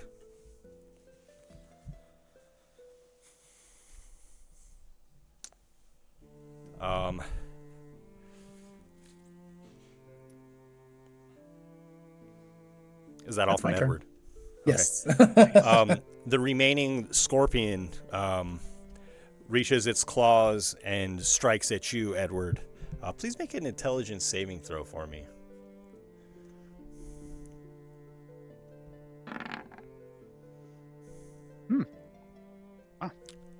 17. Okay, you recognize that this is an illusion. And as such, it does not do any damage to you. Oh, wow. Yeah, I do apologize. I ran that spell a little bit incorrectly. I don't think it made a huge impact, but so that's why I am granting that check right there. So I don't think we actually interacted yet with the other scorpions, Ben. I think you're good.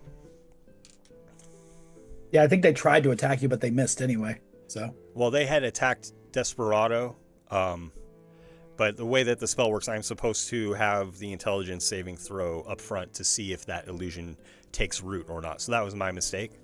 But I think with the amount of damage done, we'd be in the same situation anyways with Desperado unconscious from the poison.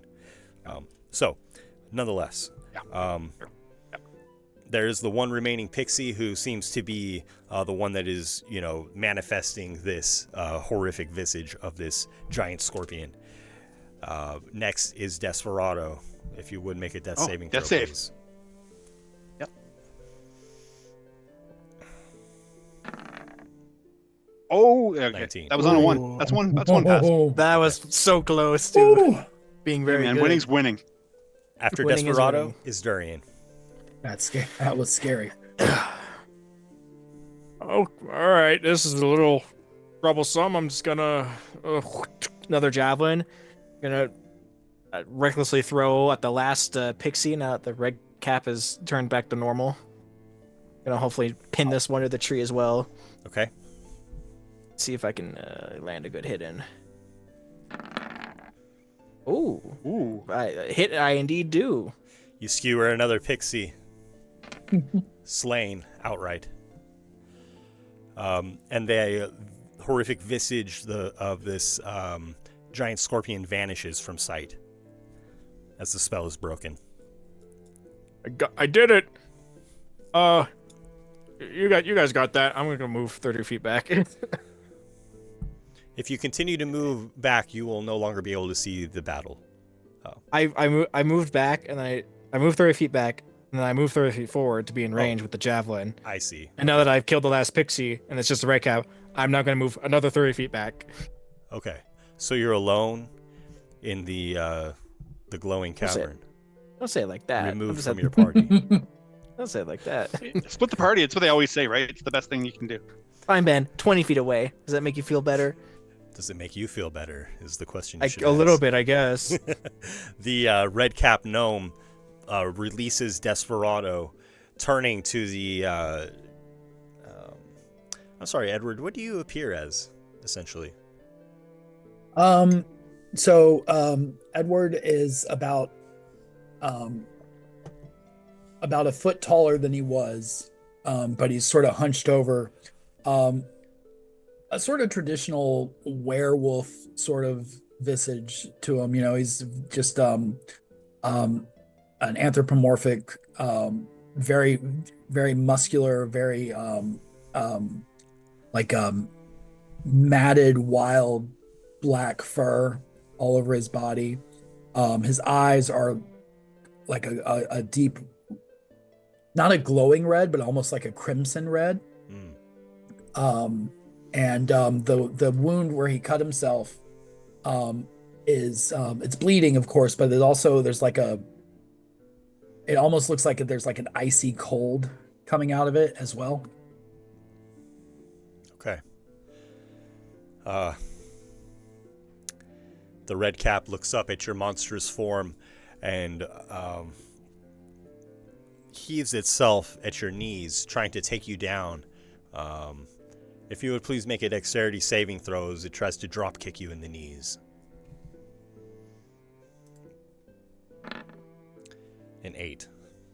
Okay, he does take you out at the feet. You fall upon the ground prone, and you will take 17 bludgeoning damage. Okay, so I am resistant to bludgeoning damage while I'm in this form, so... Oh, very nice. Yeah. So unless it was a silvered weapon. It didn't land me on silvered ground, did he? These are iron boots. So Okay. you will take 8 damage then. All right. Okay. The red cap looks nervously about. What are you saying? We call it even and go to that dinner you mentioned. Next is Peter. Be a shame not to bring a gift, wouldn't you say? I'm gonna use my bonus action to bring down my flaming sphere upon him once more. Okay, and I'm sorry, with your flaming sphere, if he is adjacent to that, then Within 5 feet of it. He did end his turn within 5 feet of it, so he needs to make a dexterity saving throw for that part of the spell as well. Oh, that won't do. 4 will fail, yeah, absolutely. Ooh. So then it deals the 2d6 damage, I believe. Yes. Okay. Yeah. And then, I'm gonna use my last sorcery point to reroll those. Okay. Good spend on the good use of meta magic today. Hey, there you go. 5, much better. And then I'm gonna use my bonus action to ram into him once more. Okay. And that's a dex save. Another. An 18 is successful, so it's half damage, I believe. Yes, that's right. Ooh, there you go. That's still another 5. The red cap appears on its last legs. And then I'm gonna use my action. Yeah. Okay, very nice. So let's hit him with another firebolt. So let's see. I'm gonna add this later, but for now I'm just gonna use Scorching Ray as the attack bonus. Okay. Hey, there you go. 19 hits. 19 hit? Yes. So this will be for another 1d10.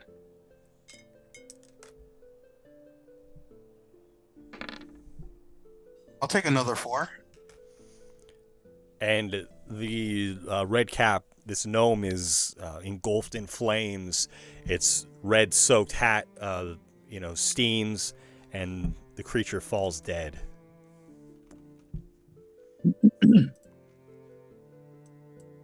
All of the enemies have been vanquished. There's no visible threat. Desperado is upon the ground, badly injured, unconscious. 2 successes. Someone should try to help him. I can hold him down when someone does something. I don't think I should do it myself. Durian obviously feeling too fatigued to try to stabilize Desperado effectively. If I can, I would try to stabilize him. Okay, you can make a medicine check. I tried to help him with it. I don't have proficiency in such a thing.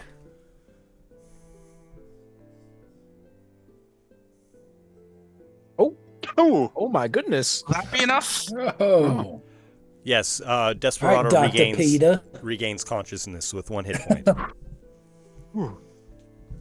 Stay with me. With the Stay with me. I'm critical already success. lost a friend today. Oh, you called us friends. Did that thing take my hat? Oh, I have bad news. You've lost a hand. Another one. Oh no, the original. Just making sure you remember. I'm gonna go and Um, take his hat off the ground and hand it to him and pull him up. Oh. Thank you, my friend. yeah, you look like me now. Smell a bit better, but thank you. Oh, wonderful. So I turn and pivot. What's your deal? And I turn to the werewolf right next to us. Edward is very sheepish, still in werewolf form, very sheepishly picking his rapier up off the ground and sheathing it and being like, "So I suppose you want a explanation about this?" If you want, I mean, you helped us out, so I'm You not didn't gonna rip our like... faces off when you walked in. I'm When we not walked some- into your camp, so I think that's it's not too much of an explanation required. A lot of actions have spoken the words, if I might say. Yeah, you were nice to us. I told you I needed a favor. I said I needed something cured. I told you I had an affliction. Ah, This is what makes that sense. is. But that's why I must finish my task. I must vanquish all that are here, so that I can go back to being me, return to my life. You want to kill everything here? All that is cruel and monstrous and cursed. I mean, When it's not much for me to say, but it seems like a bit of a blessing more than a curse. I would say, this is how you are. No, it seems like a gift. It's a big job. Yeah, Listen. did you get like a definitive like number or like end goal when you made the deal? Well, the way it was worded to me is that the fallen, the forsaken, and the cursed within this land, within these caverns, must be destroyed. All of the fallen, the forsaken, and the cursed.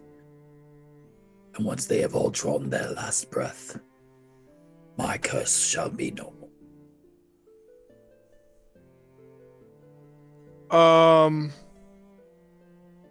I got a bit of a downer for you. I'm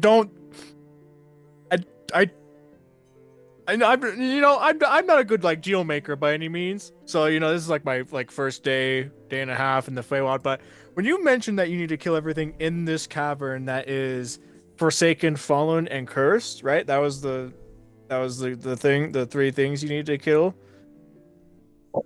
Forsaken, the fallen, and cursed must draw their final breath. Aren't you cursed? Shit. Yeah. Oh shit is correct. No, wait, hold on. No, there's gotta be some tricky way around it. Oh no, he said you'd be cured. When all the cursed things take the last breath and you'd be dead. I do say my friend may be onto something, because if you were the last thing to fall, you will, when you are no more, your curse will be lifted, but you will be no more. Is there... The only way to remove the curse is to die. To remove myself. This That is is why not you the get answer I things was in hoping writing. It's fortunate that I've only been here for a few days and haven't wasted too much time on this then. I think you've been here longer than a few days. I've been stewing over ridiculousness. What year? What date? What date did you come here? I give him the date. Yesterday. Yeah, exactly. That was just a few days ago. Not just one. Nonetheless, I think we may be able to help you think in this. What year did you come in? I tell him the year, Ben. Because I assume you don't want to go digging for a calendar date. I month, am and... doing that, but yes, you tell him the year. Yeah. Don't lie to me. We need to be serious right now. What year did you come in here? Genuinely. Did they change the calendars? Oh, Your that would be seasons of- definitely. That'd be Hey, Ben. worse if it was, because that would be a really long time.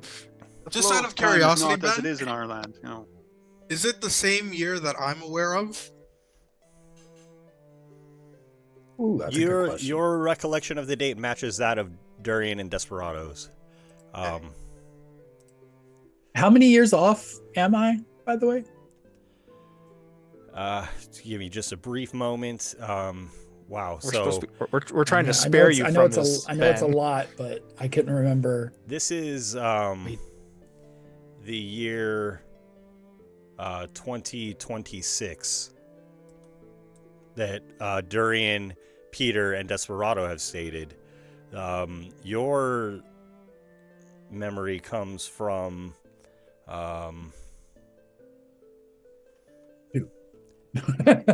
2020. Nasty disease going around that time. Don't Felt make like me so relive long it. ago. Don't make me relive it.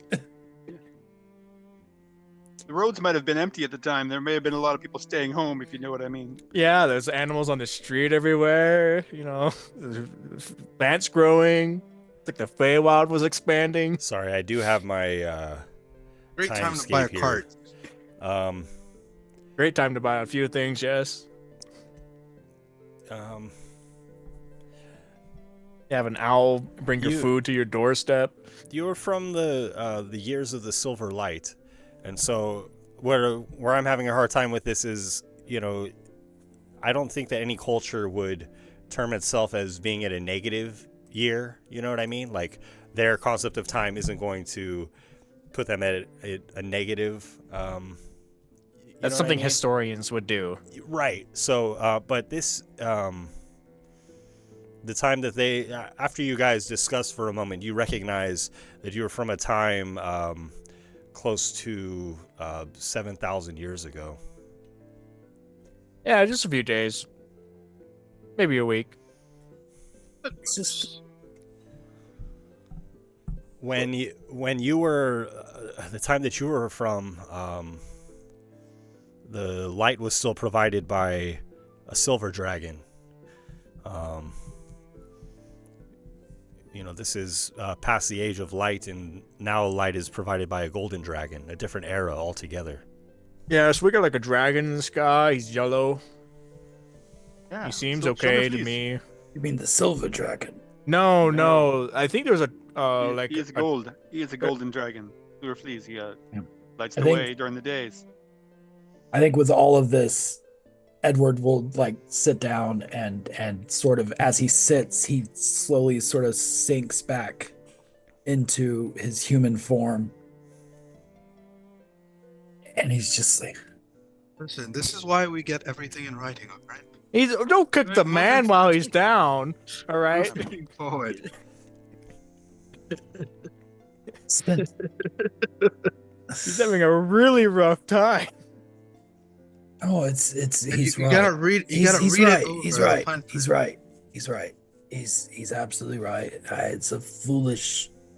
I mean, look how quickly you realized as soon as I said. It's just weird that I spent all this time. Yeah, My and friend, they're like- all gone. No, Edward, I cannot. We are not ones to fault for falling for the tricks of the Fae. I lost my hand by a gnome asking if I might give him a hand, with a task, and as he shook my hand, it was removed. I almost lost my mind. I was turned into like a beast, pretty much. You can't beat yourself up for falling for the tricks. I mean, I just I stole his gold. I think I came out the. Yeah, he got a spell stolen, but then he stole some gold, and then he got the spell returned to him. But I So kept the gold. you made out like 40 gold. That's pretty good. Glad you were able to turn your your situation around for yourself. I don't think anyone's gonna get me a couple millennia time back. Well, unfortunately. you know, you could make a deal. I could. Tricks can go seem both to have ways too. gone. You know, we can make a trick and trick them. You because they said tricked us. You said it would have to once the last cursed thing in this cavern draws its final breath that you would be cured, right?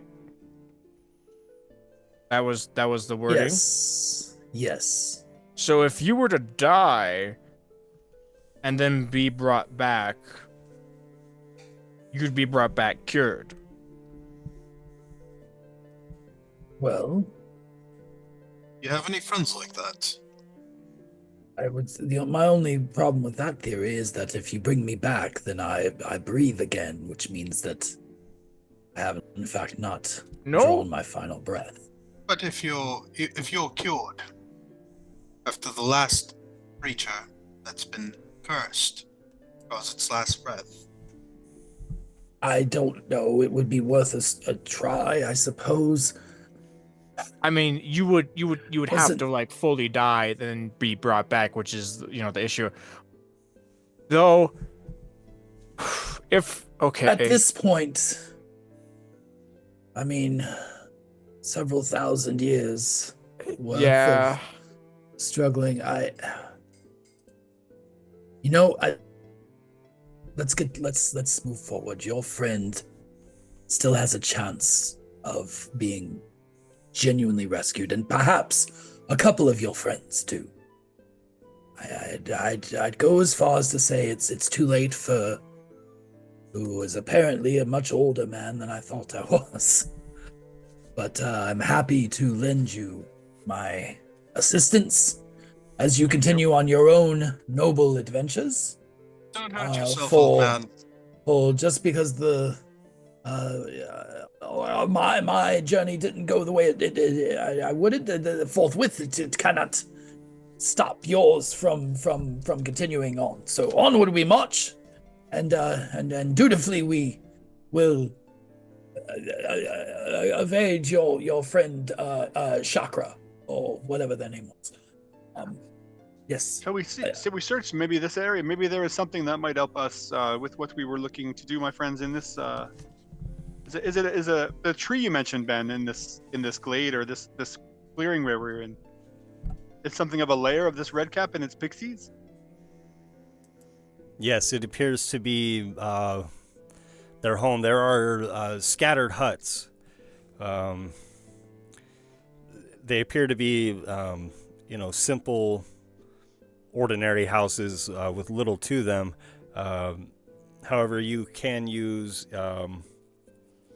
either perception, nature, or in fact a wisdom check with your cook's utensils to explore this area. Ah.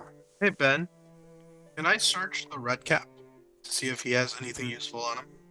When the red cap is vanquished, its body disappears and all that is left is a sharp, crooked tooth, much like the another other one. red caps. I added to my collection. I have 4 of them now. Yeah, I'll use my cooking utensils, Ben, and just do a search in that regard. Okay, and Peter, you recognize that the teeth of red caps are very valuable amongst the Fae. Oh, If I could put a number on it. just been taking these as the trophy. I didn't know they were like a monetary value.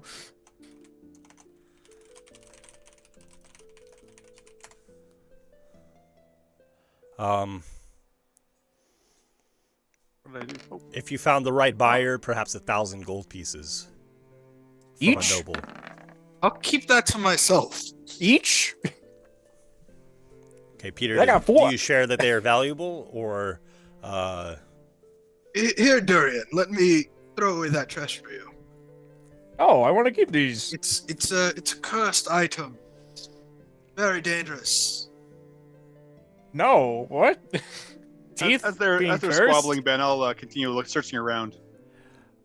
Desperado, you find elf flesh in one of the cooking areas. Yummy. Part of it is diced on the countertop, and that aroma of cooking meat, that is the other part of the elf that is cooking in the stew. I have. You also find, there are some workshops, and in one of them, there is skin being tanned into leather, but it is human skin. And you find, of course, many small bones in the cooking area with teeth marks all over them. They look Peter-sized. I have a weird follow-up question for that. How is it that Desperado used a check with his cooking utensils and was able to determine that something was elf flesh?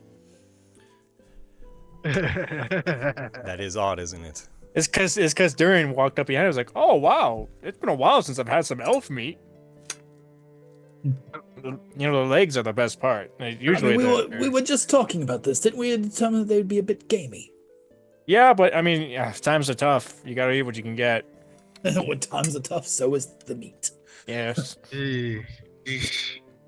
Ben, I think I would want to gather up what I can and try and give it some sort of a blessing or a last rite. I know I'm by no means a priestly person or very learned in that way, but nonetheless, maybe asking a blessing from my lady and just doing what is right and trying to return these things back to the nature that they came from.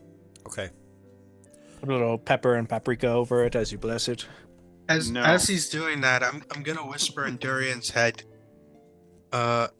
I'd be wary of who you chose to. There are those that would more than kill what you're holding. Okay.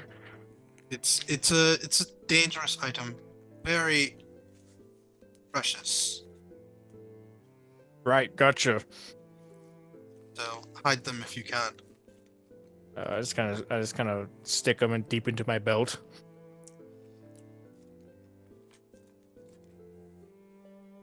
Now, I don't want to alarm anyone, because I don't know how long it's been.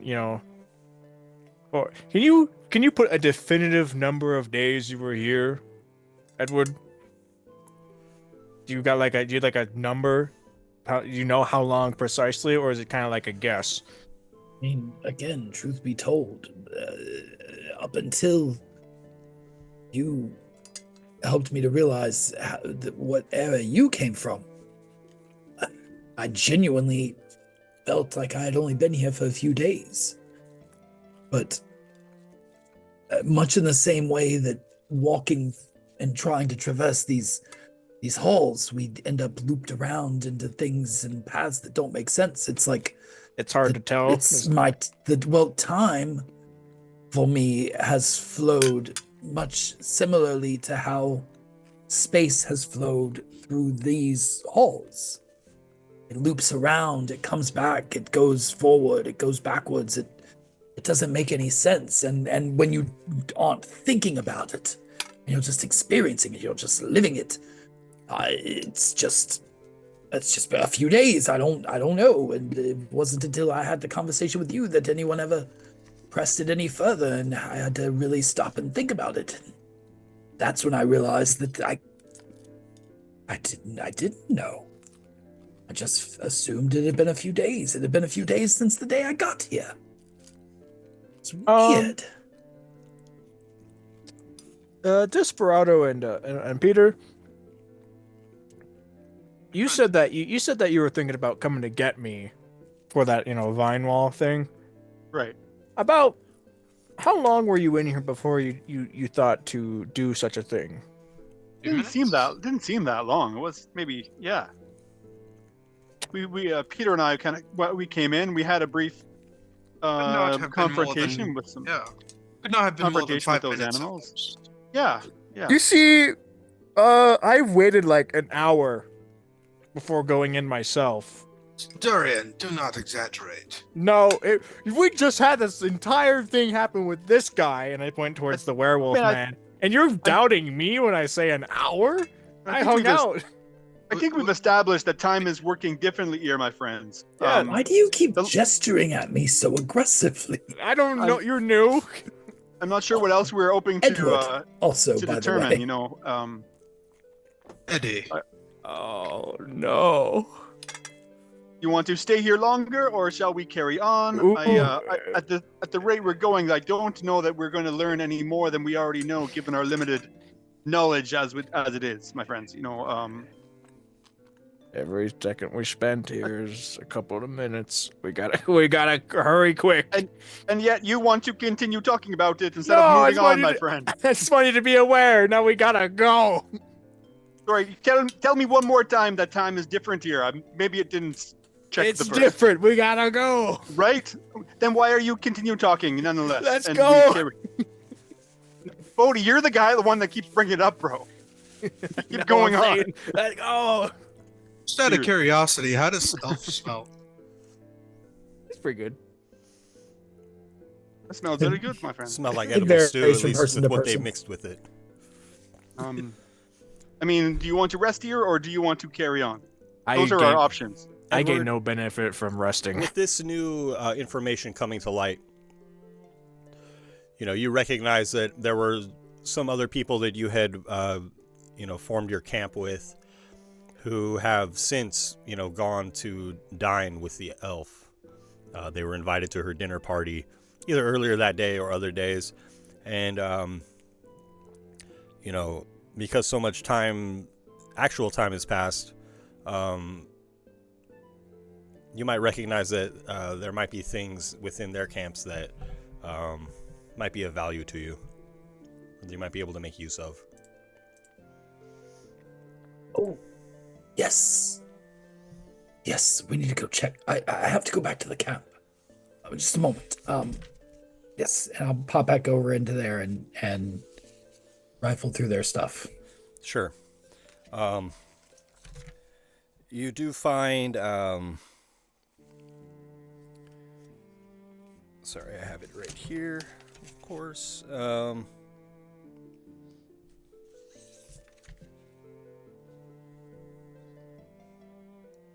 Come on now.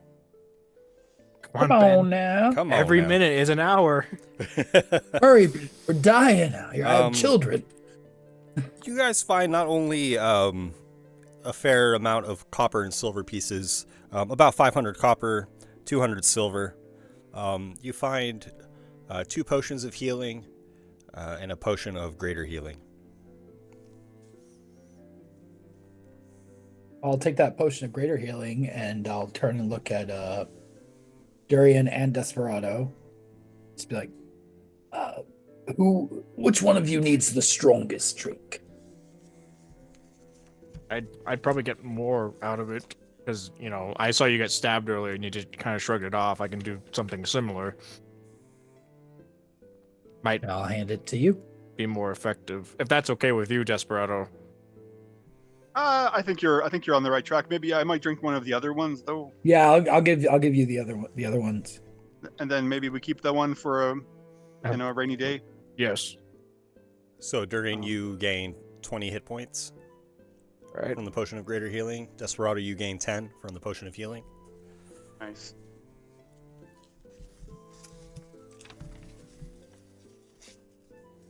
It's better for sure. I'm still pretty bloody. Who wants to hold the potion? None of us have healing right now, so it's kind of like a whatever situation. I feel like I'm the last one alive a lot of Yeah, times. you hold it for now, Darian. It's all right, my friend. Me or Peter? Because Peter's a sneaky guy. Yeah, I think you can hold that for now. All right. Well, I'll keep the potion on me. Okay. Well, lead on. Edward, you know this place better than most. Better than us. I will lead on to the best of my abilities. How does Edward look? What's that? How does Edward look? Is he visibly hurt? He's about 75%. All right. And by about 75%, I mean he is exactly 75%. The sounds of as you continue On a through scale the of caverns, 1 to 44. No, sorry. as you continue through the caverns, you pass the chamber that is dominated by the fairy village, the large tree, and as you continue, the sounds of a crashing waterfall dominate this area. A fine mist fills the air, making everything cool and damp. From the waterfall comes a large lake and stream, which flows away from the area. Part of it flows to the east and around a bend, while another part disappears through the cavern wall and out of view. A large purple tree dominates the center of the room, brightly lighting everything in its gorgeous hue. To the south of that tree are a pair of doors, one purple and one blue. And that's where we're going to pause the adventure for this evening. As you guys have made some headway through this enchanted cavern.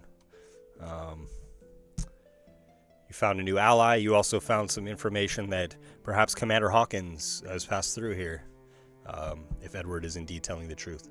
So we'll reconvene again next week, and until then, the adventure continues. Bye. Bye. Thank you for watching.